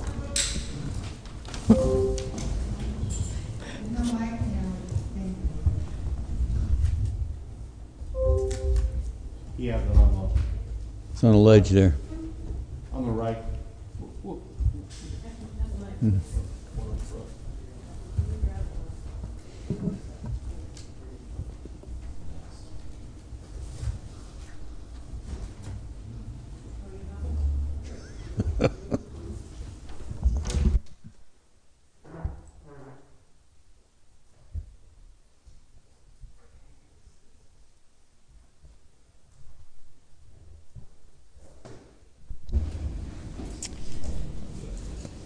Mr. President, we can continue as citizens to be heard. My name is Freda Tepfer. I live at 1738 West 23rd Street in Erie. I'm a retired orientation and mobility specialist. Under item 16, under new business, is the bikeway that will be on French and Green Garden and West 38. So separated bike lanes present a challenge to people who are blind and visually impaired who are trying to safely cross the street. It further separates them from the line of parallel traffic, which is what they use to judge to help them judge when it's safe to cross. It's important. I looked at the consultant that you have on your contract, and I don't see they have any special experience in bikeway design or special experience helping to promote safe travel for people with disabilities. But it's imperative. Hey, folks. Yeah, if you're finished, can you speak outside there? Thank you very much. So it's imperative that at the least, accessible pedestrian signals are installed at every signalized crossing along the French, Green Garden, and 38th Street legs of this bikeway. And there should really be consultation with people who have appropriate experience in accommodating people who are blind and visually impaired with bikeways, and I think there should also be community input. Item 10 is the project to improve signals between 2nd and 5th Streets on State Street. And again, any improvement of signals down there should include accessible pedestrian signals. It really defies explanation why in the work that the city has done with signals on State Street and elsewhere, they have not included accessible pedestrian signals, but this would enhance the safety of pedestrians. As to Griswold Park and other actions in parks in the city, there needs to be an actual park plan. There needs to be actual citizen participation in a park plan for parks. Baldwin Park seems to have been taken over by the pickleball people who have a handout that they never gave to residents, and they said that the destruction they did to the trees there was cleaning it up, and they want to plant flowers. This is our park. Griswold Park is our park, not the city's park, it's the people's park. There should be a park plan, and there should be public involvement in these kinds of changes. I'm concerned about any kind of lighting and the noise that this project might present. And lastly, I'm a little concerned about the giant video screen that Marquette is installing, and I hope that this does not provide difficulty for people who are visually sensitive to be exposed to this giant video screen. Thank you. Thank you. Video screen.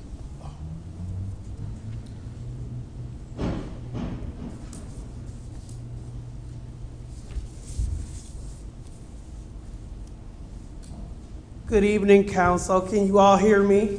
Yes, Good evening. My name is Stephanie Lofton, and I am the homeowner at 422 West 2nd Street. Seems like West 2nd Street is a popular street tonight, based upon this hearing.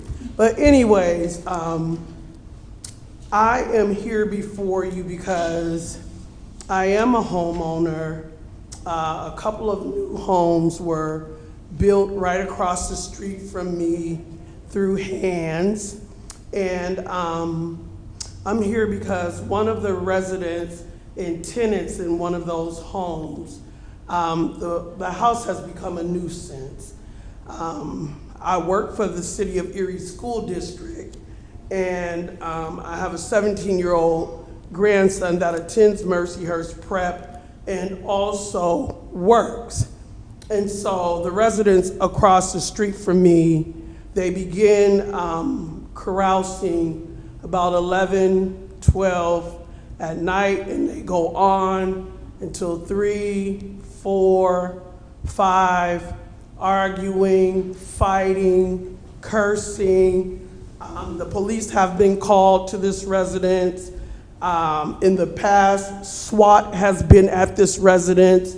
I have spoken to Mr. Matthew Good at Hands in regards to SWAT being there, law enforcement officers being there, and simply not being accustomed to this type of behavior in this community. This is a quiet, vibrant community, and since this young lady has moved in, it has been something awful. It's been god-awful, just trying to be a pleasant neighbor, non-confrontational.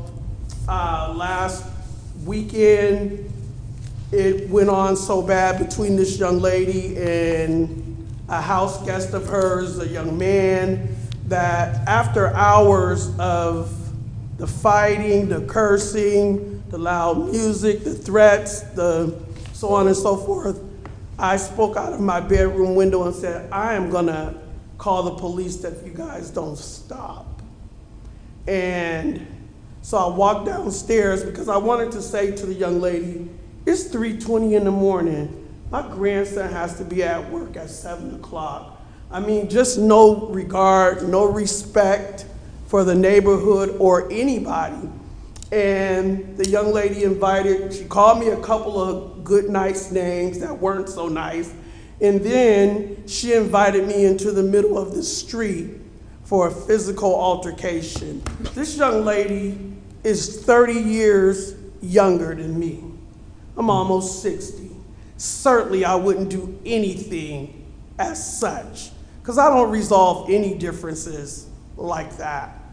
But I thought to myself, you've got to be kidding me. And so I just told her that I would contact her landlord, and if it persists, I would call the police. I did make multiple attempts to call Mr. Good at Hands. I submitted this letter to him, and I'm going to submit a copy to you all. I hand-delivered this letter to the Hands office today because I had not gotten a response back from Mr. Good. And in the past I have, and I know that he's a busy man, but on the same token, you know, there's all kinds of stuff going on across the street from me. I'm extremely concerned about my safety, the safety of my grandson, and what's going on. You know, you got people fighting, talking about they lost their gun, there's gun violence. The police have been there. I've spoken to the police.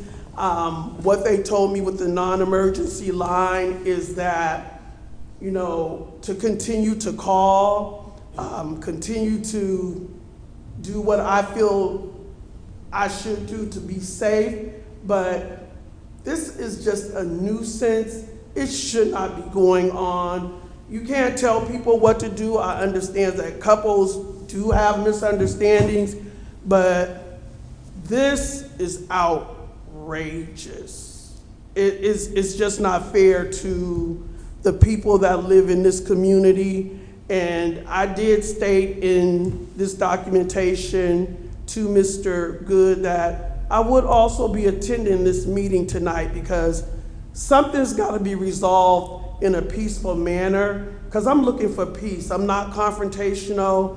I bought my home through the Martin Luther King Center 14 years ago through a redevelopment program through this city, through the city of Erie. I love my home. I don't plan on moving, but this is just horrendous. And hopefully you all can do something about it to resolve this with me. Thank you, Ms. Lofton. Thank you all so much. Mr. President.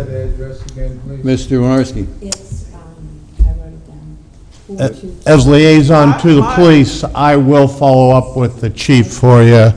I spoke to officer who identified himself as 622 when I called the non-emergency line, and he told me just, you know, to continue to, when something arises, to call. There is a senior citizen that also lives in the Hands house next door, and she's on a cane. She's called the police multiple times.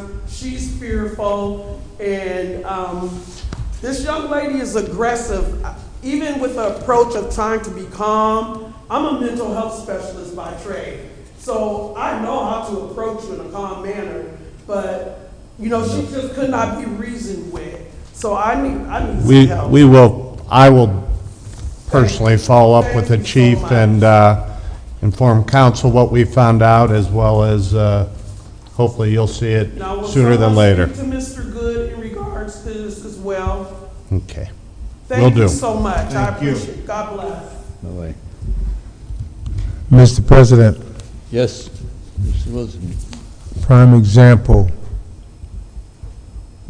that we are not taking action when police are called. She cannot live through that at the point of be calm.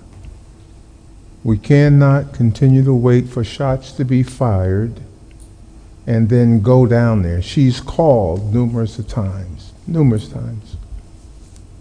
And we need to be there, take names, cite these individuals before someone gets killed. Then we are on top of it. Too late. Now, we need to do something, not only in that situation, a lot of other situations. We need to be a little more active, proactive. Thank you, sir. Thank you, Mr. Witherspoon. Kate. Well said. Any other citizens to be heard?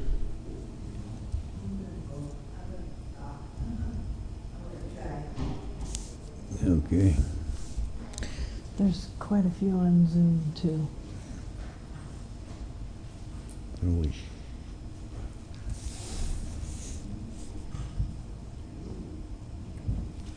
Viking fan. Viking fan. My name is Mary Ann Henry, and I am disabled. I've been disabled for quite a while. Mary Ann, could you state your name again? Mary Ann Henry. I've been disabled quite a few years. Hedwig? Pardon? What's your address? 153 East 6th Street.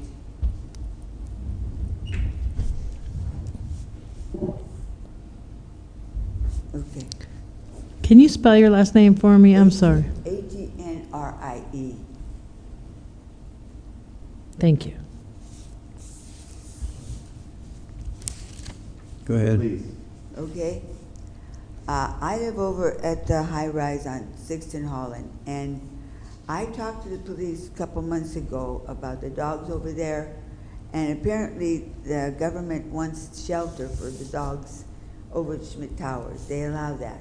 Now, I complained to the manager a couple months ago. A couple of times these the Negro men bring dogs in, and the dogs were after my feet because the little dogs sometimes get excited when you get off the elevator.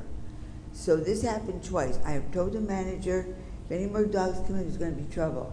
Usually every 2 weeks a dog comes in. So I thought maybe he stopped the dogs. Well, I'm looking for a place to live. The doctor wants me to get out of there because of the dogs, and also quite a few Negroes have moved in. I'm not saying I'm against Negroes, but the prisoners have been released, which I heard on the radio. There's quite a few out around town. I know, can we not have any aspersions cast about a person's race? Well, I'm discriminated by that race. I'm just telling you, the Negro race has discriminated me in that building. There are white people there too. I'm not going to listen to this. I'll come back after, when the next person comes. The men are doing it to me right in the hall. They're hurting me on the hall. They are Negro men. I'm sorry we don't agree. All right, so also, when I go downtown, the bicycle riders do not drive right. The little boys, whatever grade they are, they go right down the street. I almost got hit by my arm, so that was very dangerous. I know it's out of school now, so they got to watch their bicycles down there. All right, now, about the cabs, I mean, me and my girlfriend live over there. We need cabs, but the cabs are down. We have to go Uber now, right? Okay, what happened to the cabs? Well, I'm sorry about that. Now, as far as the TV programs aren't good. You know that.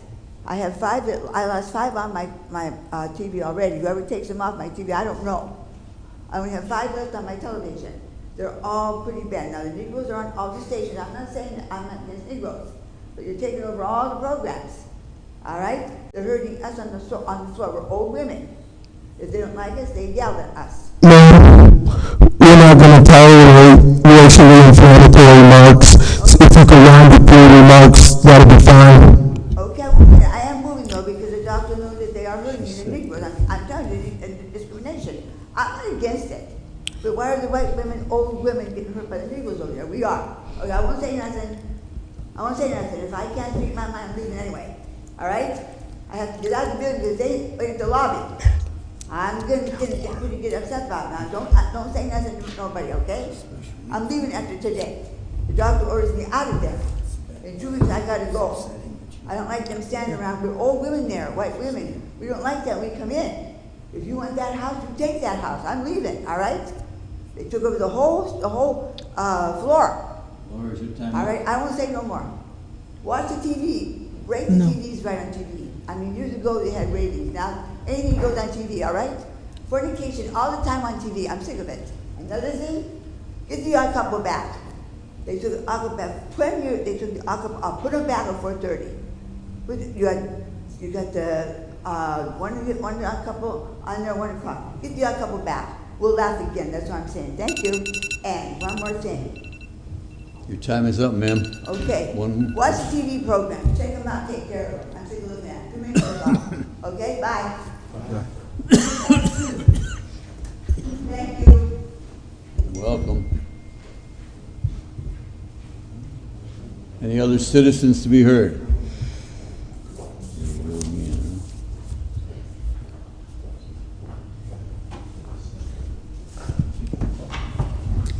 Good evening.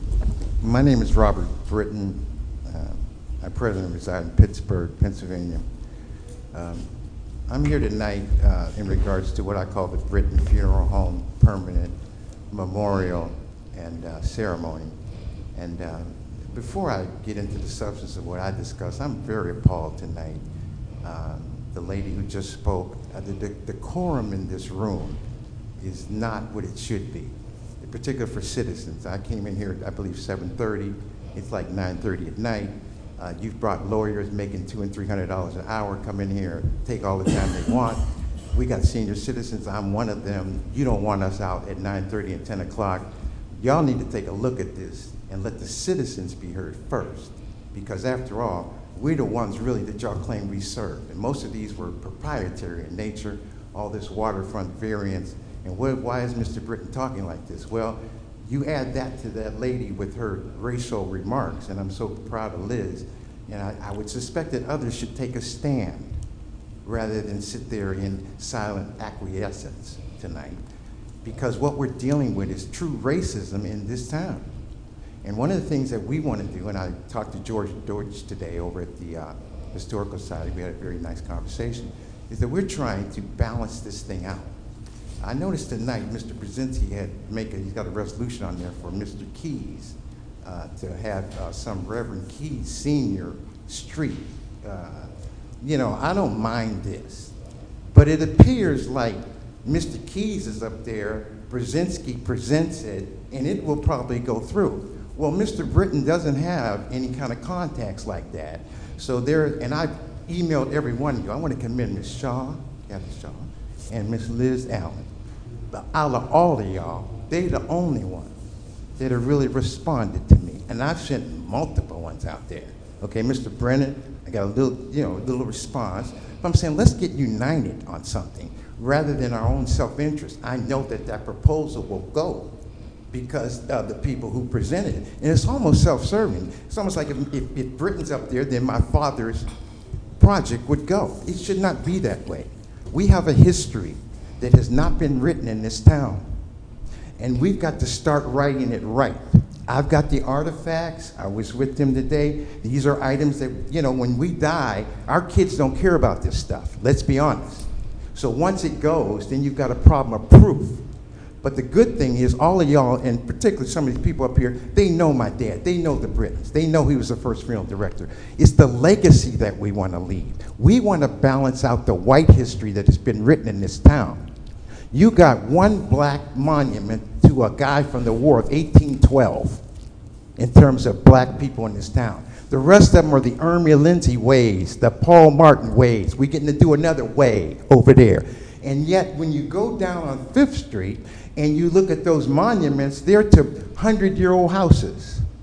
They don't mind putting up a monument to say that this house was 100 years old. But they don't want to say that black people have made a substantial impact. And it's for our children so that they can understand that they didn't get. I went to that center today, and I know Mel knows about this. I asked the young man, do you know who Mr. Denny is? No. Do you know who Irma Lindsay is? No. Do you know who any of those people are? No.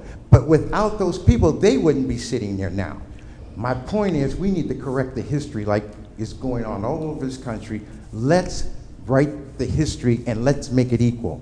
So the Britons, everyone else, and Deutsch has invited me, and I will take on. Anybody that's got artifacts, particularly in the black community, call us, get with us, so that we can begin to accumulate all these things, because they will be lost forever. And one of the things that Mr. Deutsch had a problem with is you can't always send white people into black neighborhoods and ask them about their people. You need other people that they can relate to. So I'm going to take on, and I hope council will join me. And please, when I send you guys something, please respond. Have the decency, if I send you an email to respond to the mayor, I've asked for many things from them. I have not heard one word from them. Thank you guys for your time. I came from Pittsburgh, and I'm just so proud of you guys in a way. But another way, it seems to be the same old thing. I want to give great kudos to Mario Bagnoni and some of the ghosts that are in this room right now that I had such a good time with. God bless you. Thank you.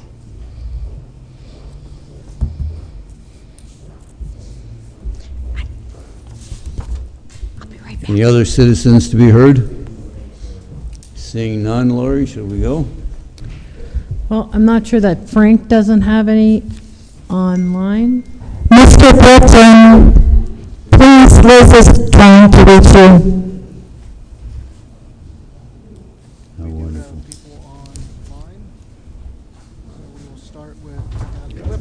Frank, do you have any citizens on Zoom? We had a list earlier. I don't know if they're still on.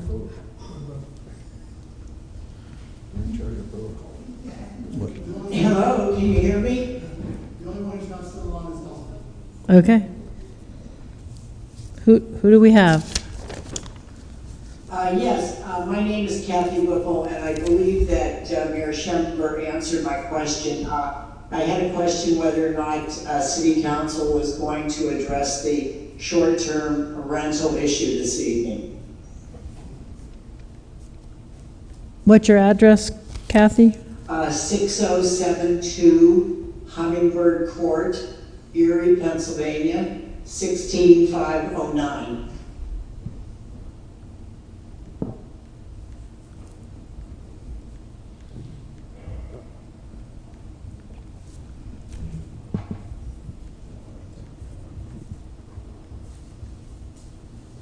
Clever.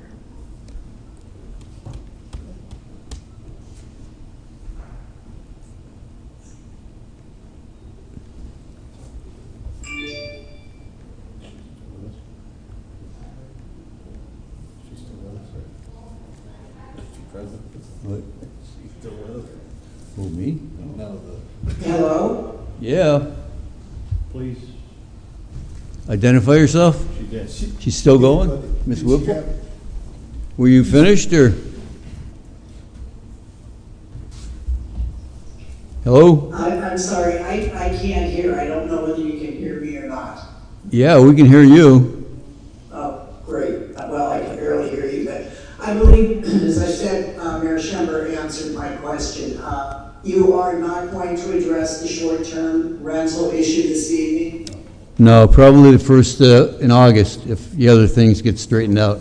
There are a few items that we have to iron out. Okay, so you will be looking at that for your August meeting, correct? Most likely, yes. Okay, thank you very much. Okay, thank you.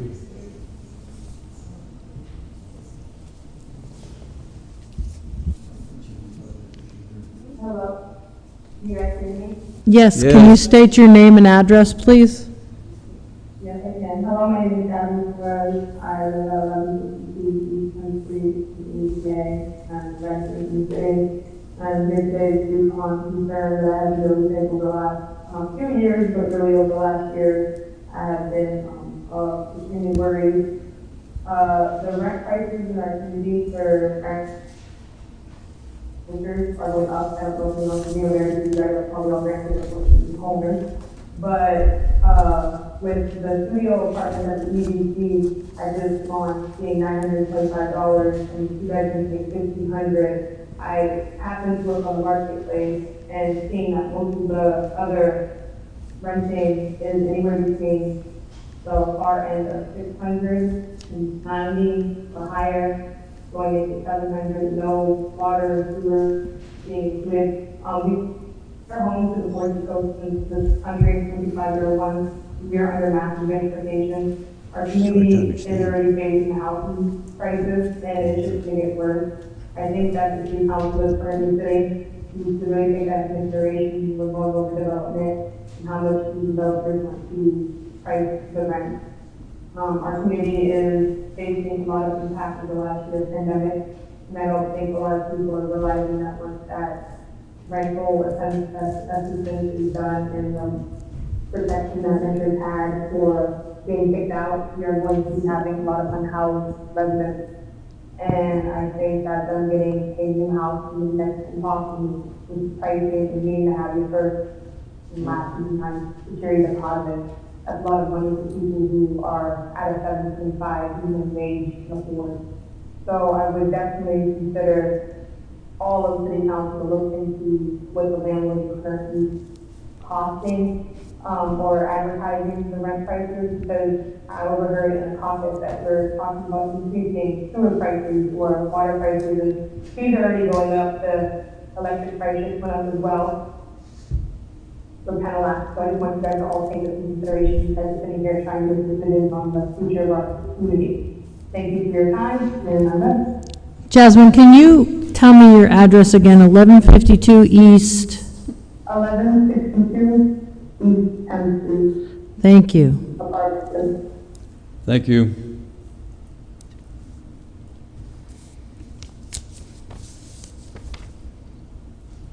Do we have any more, Lori? It's all on Frank.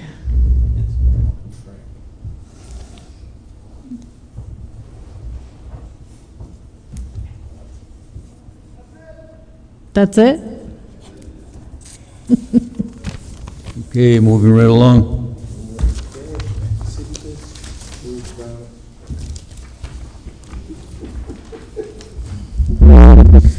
Ordinances for final passage. Council file number 16231, official ordinance 37-2021, an ordinance appropriating the sum of $300,000 from unappropriated and unanticipated revenue for the expenditure thereof.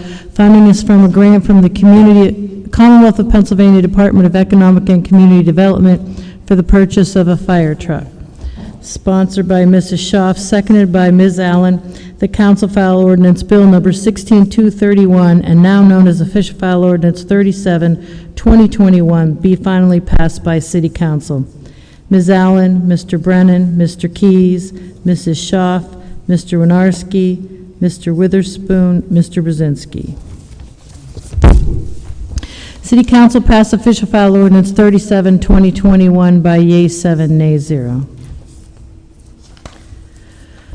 An ordinance, council file number 16232, official ordinance 38-2021, an ordinance appropriating the sum of $140,743 from unappropriated and anticipated revenue and providing for the expenditure thereof, the 2021 Auto Theft Prevention Authority.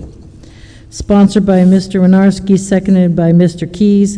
The council file ordinance number 16232, and now known as official file ordinance 38-2021, be finally passed by city council. Ms. Allen, Mr. Brennan, Mr. Keys, Mrs. Schaaf, Mr. Witherspoon, Mr. Brzezinski. City council passed official file ordinance 38-2021 by yea 7, nay 0. Council file number 16233, official ordinance number 39-2021, an ordinance of the City of Erie repealing and replacing Article 349, the alarm system, definitions, providing for the assessment of fines for all false alarms, authorizing the administration and enforcement of these regulations by the City Department of Public Safety, and prescribing penalties for violation. Sponsored by Mrs. Schaaf, seconded by Ms. Allen. The council file ordinance bill number 16233, and now known as official file ordinance 39-2021, be finally passed by city council. Ms. Allen, Mr. Brennan, Mr. Keys, Mrs. Schaaf, Mr. Winarski, Mr. Witherspoon, Mr. Brzezinski. City council passed official file ordinance 39-2021 by yea 7, nay 0. Council file number 16234, official ordinance 40-2021, an ordinance amending number 26-1958, the traffic code of the City of Erie by installation of stop signs at 3 intersections: West 9th Street and Lincoln Avenue, stopping West 9th, Homeland Boulevard and Hilltop, stopping Hilltop, West 21st Street and Raspberry, stopping Raspberry. Sponsored by Mrs. Schaaf, seconded by Mr. Keys, the council file ordinance, Bill number 16234, and now known as official file ordinance 40-2021, be finally passed by City Council. Ms. Allen, Mr. Brennan, Mrs. Schaaf, Mr. Winarski, Mr. Witherspoon, Mr. Brzezinski. City Council pass official file ordinance 40-2021 by yea 7, nay 0.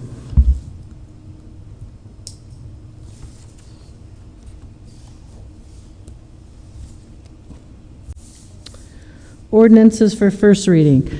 Council file number 16236, an ordinance appropriating a sum of $25,000 in the City of Erie Bridges and Streets Fund from unanticipated and unappropriated fund balance. Sponsored by Mrs. Schaaf, seconded by Ms. Allen. The council file ordinance number 16236, having been read, is hereby adopted on first reading by City Council.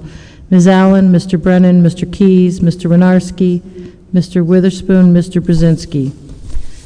City Council read and adopt council file ordinance number 16236 by yea 7, nay 0 on first reading. Council file number 16237, an ordinance appropriating the sum of $2,733 from appropriated and anticipated revenue from the FM Global Fire Prevention Grant. Sponsored by Mrs. Schaaf, seconded by Ms. Allen, the council file ordinance number 16237, having been read, is hereby adopted on first reading by City Council. Ms. Allen, Mr. Brennan, Ms. Keys, Mr. Schaaf, Mrs. Schaaf, Mr. Winarski, Mr. Witherspoon, Mr. Brzezinski. Was that a no?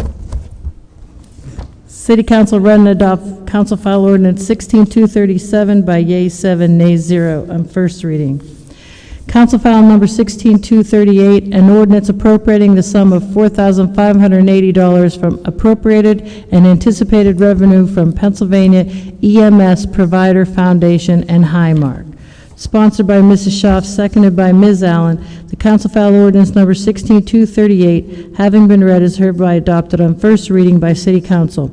Ms. Allen, Mr. Brennan, Mr. Keys, Mrs. Schaaf, Mr. Winarski, Mr. Witherspoon, Mr. Brzezinski. City Council read and adopt council file ordinance number 16238 by yea 7, nay 0. That's not me. Council file number 16239, an ordinance amending ordinance number 26, 1958, the traffic code of the City of Erie by installation of stop signs at one intersection, Highview Boulevard and Arlington Road, stopping Highview Boulevard. Sponsored by Mr. Keys, seconded by Mr. Winarski, the council file ordinance number 16239, having been read, is hereby adopted on first reading by City Council. Ms. Allen, Mr. Brennan, Mr. Keys, Mrs. Schaaf, Mr. Winarski, Mr. Witherspoon, Mr. Brzezinski. City Council read and adopt council file ordinance number 16239 by yea 7, nay 0 on first reading. Council file number 16240, an ordinance appropriating the sum of $38,049,418 from appropriated and unanticipated revenue for the expenditure thereof. Funding is from the American Rescue Plan Act, state and local fiscal recovery funds. Sponsored by Mrs. Schaaf, seconded by Ms. Allen, the council file ordinance number 16240, having been read, is hereby adopted on first reading by City Council. Ms. Allen, Mr. Brennan, Mr. Keys, Mrs. Schaaf, Mr. Winarski, Mr. Witherspoon, Mr. Brzezinski. City Council read and adopt council file ordinance number 16240 by yea 7, nay 0 on first reading. This takes us to new business. I'd like to point out that number 14 in new business has been pulled from by the administration.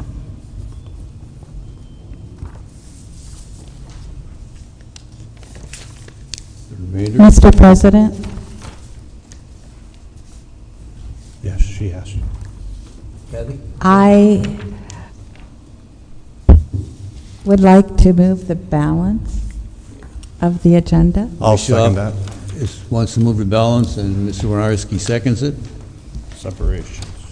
Any separations?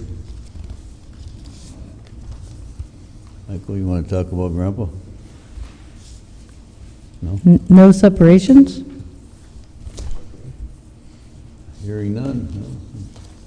Take another quick look here.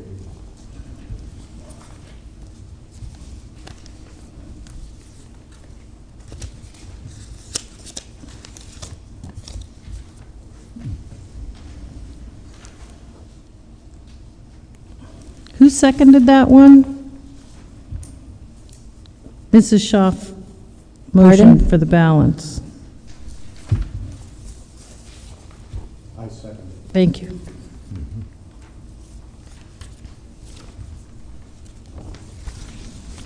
Hearing none?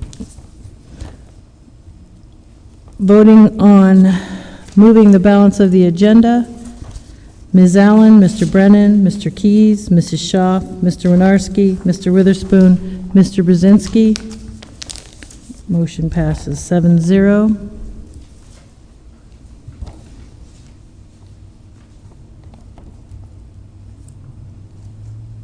We move on to committee reports.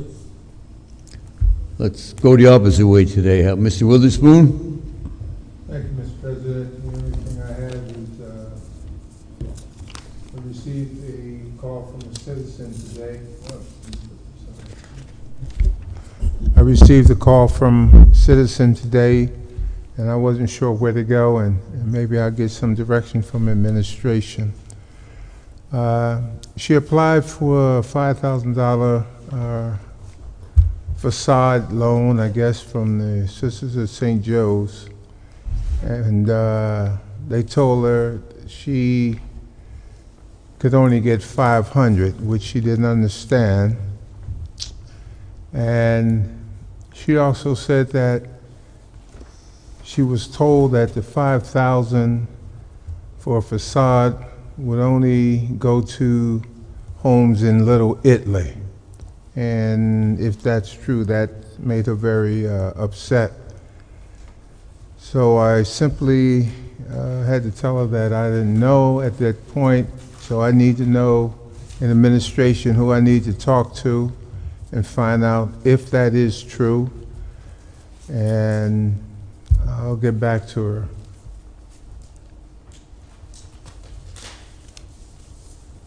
Very well said, Mr. Witherspoon. I had the same call from the individual. They said there was no money there. All the money. Might it be an ECRA grant? Pardon me? Might it be from Erie County Gaming Revenue Authority? Are they? Okay. Yeah. This might- gentleman talked to Ms. Fields, and she said all the money was used up. A gentleman also? Gentleman. Okay, where were they located? West 24th, 1700 block. And my concern was on Parade Street. Okay. Yeah, that's in the area, for sure. I would suggest you have her call the Sisters of St. Joseph, because I think that's their money. I don't think the city or anyone else is really involved with it. Okay, I didn't know that. Thank you. That's who she did call, Mr. Mayor, and that's who gave her that information. Right. I spoke with that particular person today, and we're going to follow up because the person lives on Parade Street, which means it should be in line with the Main Street grants, and I don't know if they've all been used, but that is a targeted area, and I'll look into it. Yeah, I'll work with you on that, Mr. Vice President. Okay, thank you, Mr. Witherspoon. Mr. Winarski. Thank you, Mr. President.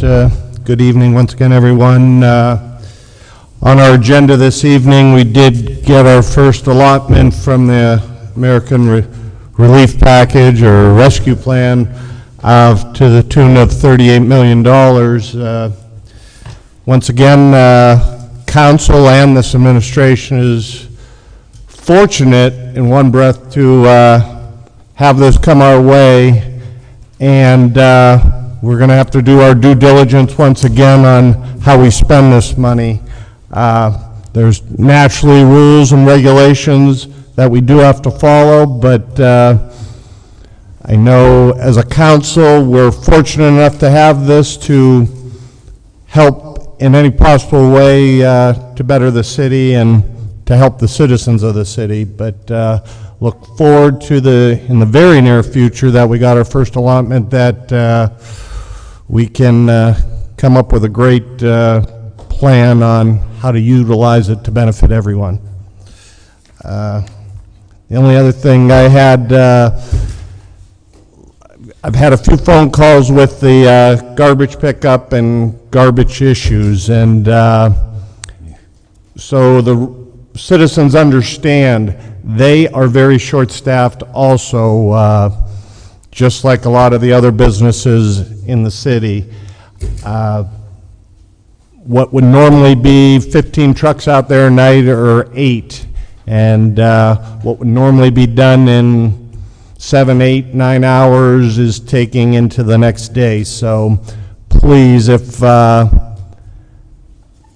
your garbage is there first still in the morning, don't panic. Give it a couple hours in the morning, and if they don't come by, whether it be the garbage or the compost or recyclables or whatever, please be patient. They are working diligently to get this handled and to get more manpower. So, but if it gets into the day and that's still sitting there, feel free to call the helpline in the city at 870-1111. Other than that, that's all I have. Thank you. Thank you, Mr. Winarski. Ms. Schaaf? Thank you, Mr. President. Isn't this wonderful? We are all present again. I think this is a first in a long time that we're all here. I would Rub it in, James. like the people who are in charge of the lights and the traffic to please listen to Ms. Tepper's remarks that she made today. They were very good remarks. And you get the prize for attending the entire meeting and staying because everybody else has left. I attended Mel Witherspoon's Itty Bitty League one time and watched the older ones play last week, and you have to be there to get the energy that is being played. It is wonderful. 2 games going on side by side, different refs on each of the courts, people out there cheering everybody on, police presence, talking with the people, and I noted that a gentleman had come up to Mr. Witherspoon and thanked him. It was very respectful to him, and thanked him for all the years that he had put this together. I didn't hear everything, but I noticed that he was an older, maybe 30 or so, 40, I don't know, but that was nice that he came back to say thank you. I will never again schedule a trip home. I left my daughter's house at 7 a.m. this morning from sunny Florida, and here I am. So I'm going to call it a night and won't say anything more. Thank you, Ms. Schaaf. Thank you for being here. Mr. Brennan. Mr. President, a couple items here, just quick items. One is the Erie Parking Authority meeting I attended. I won't go into too much detail, but the finances were reviewed. They're in a better position now. They have some staffing issues with lack of applicants. A lot of projects going on with equipment and building infrastructure improvements. That continues as usual. They're working on a maintenance report with some cost estimates. We may hear about that soon. They have talked about a bond for future infrastructure improvements, so I'm not sure what the status of that is. There was just some discussion. And then there was no discussion about the municipal agreement. Hopefully we'll hear about that again. I know there has been discussion, continuing discussions with the city administration, so hopefully we'll see something in the future. And there's a couple events I attended. I was able to go to the Flagship City public meeting along with several other council members. Again, the tour of the building, so that was a good celebration to attend. You know, their construction continues. I also attended the Hagen History Center opening and also the Marquette Innovation Center. So some positive things going on. You missed all the issues that we're dealing with. So a little bit of positivity there. Thank you. Thank you, Mr. Brennan. Ms. Owen? Okay, I wanted to say, first of all, I went running after Rob Britton because we've been talking a lot about how to acknowledge his family's contribution through the funeral home business, and he had talked to George Deutsch, so he suggested that I talk to George Deutsch from the Erie History Center, so I think we'll finally figure out how to move forward on that. One of the things I wanted to say, I know it's really late, and I know that the person from the housing not public housing, the public hearing earlier, kept looking at me, and I'm sure I'm going to be on YouTube somewhere. But I think it's really important for people to know. Well, one thing, I think we should have had that as a special meeting because we did infringe on our the rights of people to come up here, and I don't want to say citizens to be heard. What are we saying now? People to be heard. You know, this is too late to have people here at 10 o'clock at night. This is how democracy is supposed to work.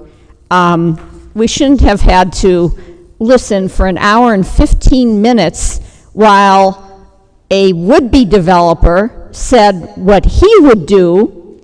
Why isn't he developing something in Erie then? All his developments are somewhere else, according to the thing I skimmed. Anyhow, so I just want people to know that we are part-time legislators, but we have a whole lot of stuff on our plate. So I'm just going to run through these really quick. So I thought that was a good news story. We talked about the SSJ Neighborhood Network and maybe some questions there, but the fact that they are allowed to put a greenhouse up is going to be really important.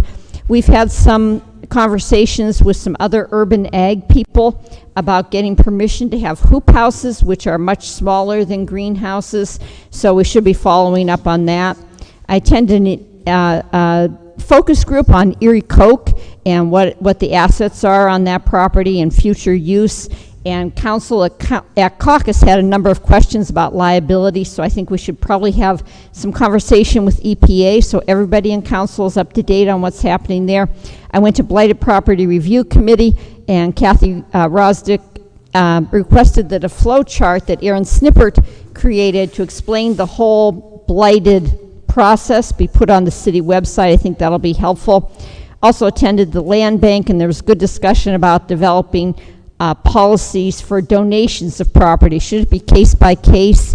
Because you know, you don't want people just saying, well, I can't fix this thing anymore, so I'm going to give it to the land bank to take over.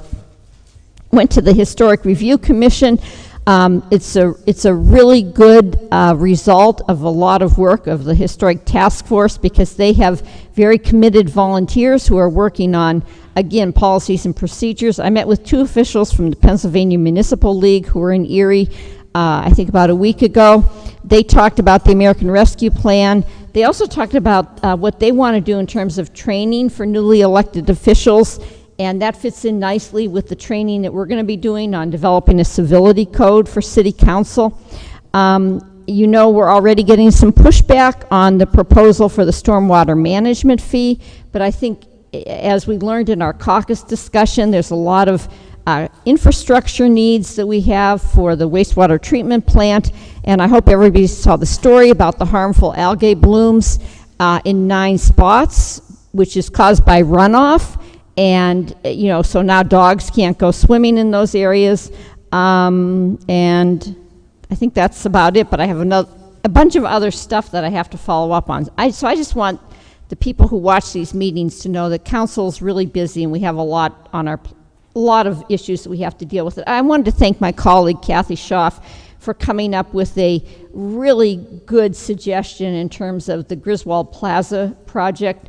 What she did was to use an example of how our West Bayfront worked on Bayview Park and the amount of citizen or community engagement there was there. So I hope that everybody knows we are not trying to be a roadblock in terms of investment or, making our parks better, but we need to have that involvement, or otherwise people are going to end up like me saying, I did a whole bunch of research about the history of the Griswold family, and the people working on the Griswold Plaza project knew that I was working on this, and yet I haven't had a chance to let them know what I would suggest. And I'm one person. I'm sure there's a lot of people who have ideas. Works best when there's engagement. Thank you, Kathy. Thank you, Miss Ellen. Vice President Keys. Me already. Already. Well, first, it's been so long. I believe I attended the Airport Authority meeting. The flying's coming back. Things are looking better over there. I attended the Grassroots Coalition meeting, and if I do have a comment, though. If we haven't heard, we are trying to gather community support for upgrading our parks, and details can be forwarded later, but I hope the community sees the value in building up our parks and having recreational things for people to do in our community and placing a premium on that.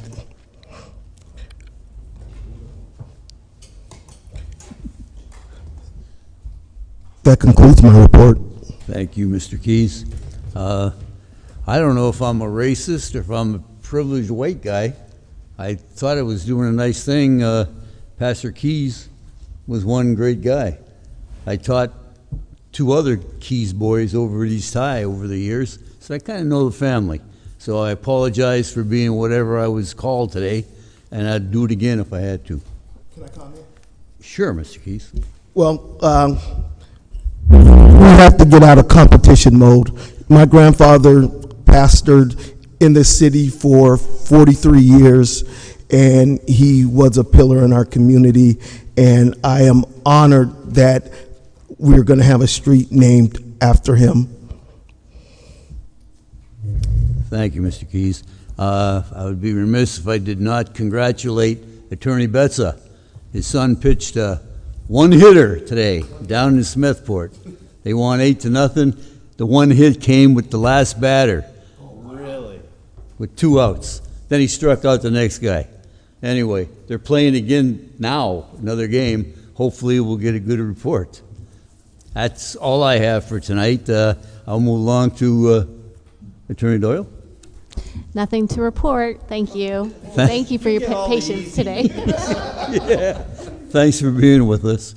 Is anybody else beside the mayor still here? Kathy? Or, yeah.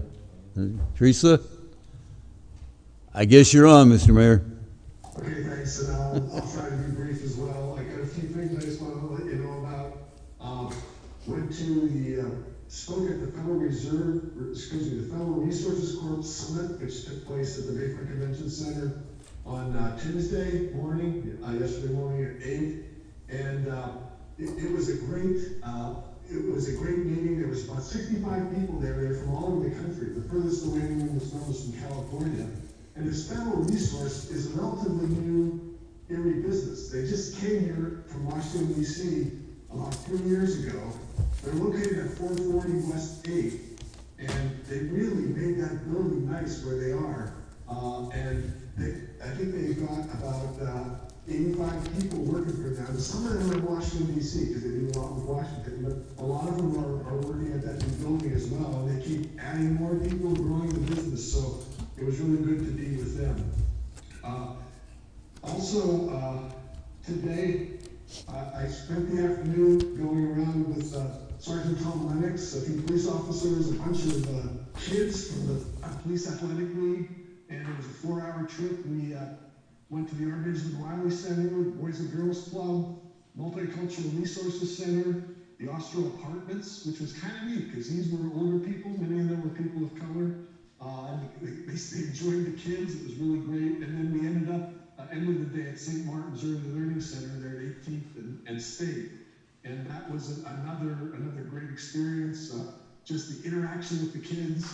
It was really neat. I'd certainly encourage any city council, if you'd ever like to go on one of those. I think there's still 2 more of those afternoons left. And it's basically a way of trying to build better relationships with young minorities here in Erie. I encourage everybody to take part in that. Back on Saturday, July 10th, I went to the House of Prayers, the church. It was their church celebration in their parking lot from 1 to 4. That's at 155 East 21st, and that was another just great experience. A lot of people to talk to. They had music. It was good food to eat. It was very, very upbeat. On July 15th, our Frank Media had a special event that evening, congratulating Rob Frank, which I'm sure a lot of you know. They had a kind of a ribbon cutting for that address. They've been there, I think, 2 years, but because of COVID-19, they couldn't do this earlier. And I think I was the oldest person at that. This is a very young group, but they're a good group. They, very much involved in media type stuff. And that was really a great experience. Last Friday, the Hagen History Center opened. I know a couple of you were at that as well. That is really a neat place there on West 6th Street. We were there Friday for the grand opening, and there were like 500 people there. That's the most people I've been at an event in about 18 months. And we went back on Sunday then so we could get a better look at it. And it's really amazing the Erie history that's located in those buildings there on West 6th. The Marquette grand opening at 10th and Peach was also this week. Was that yesterday? I think it was. And again, that 10th Street there from State over to Sassafras is really improving. A lot of new buildings, a lot of renovated buildings, and it's kind of become like an intelligence center for Erie. Gannon's involved with that. We have INET right there. It's very neat.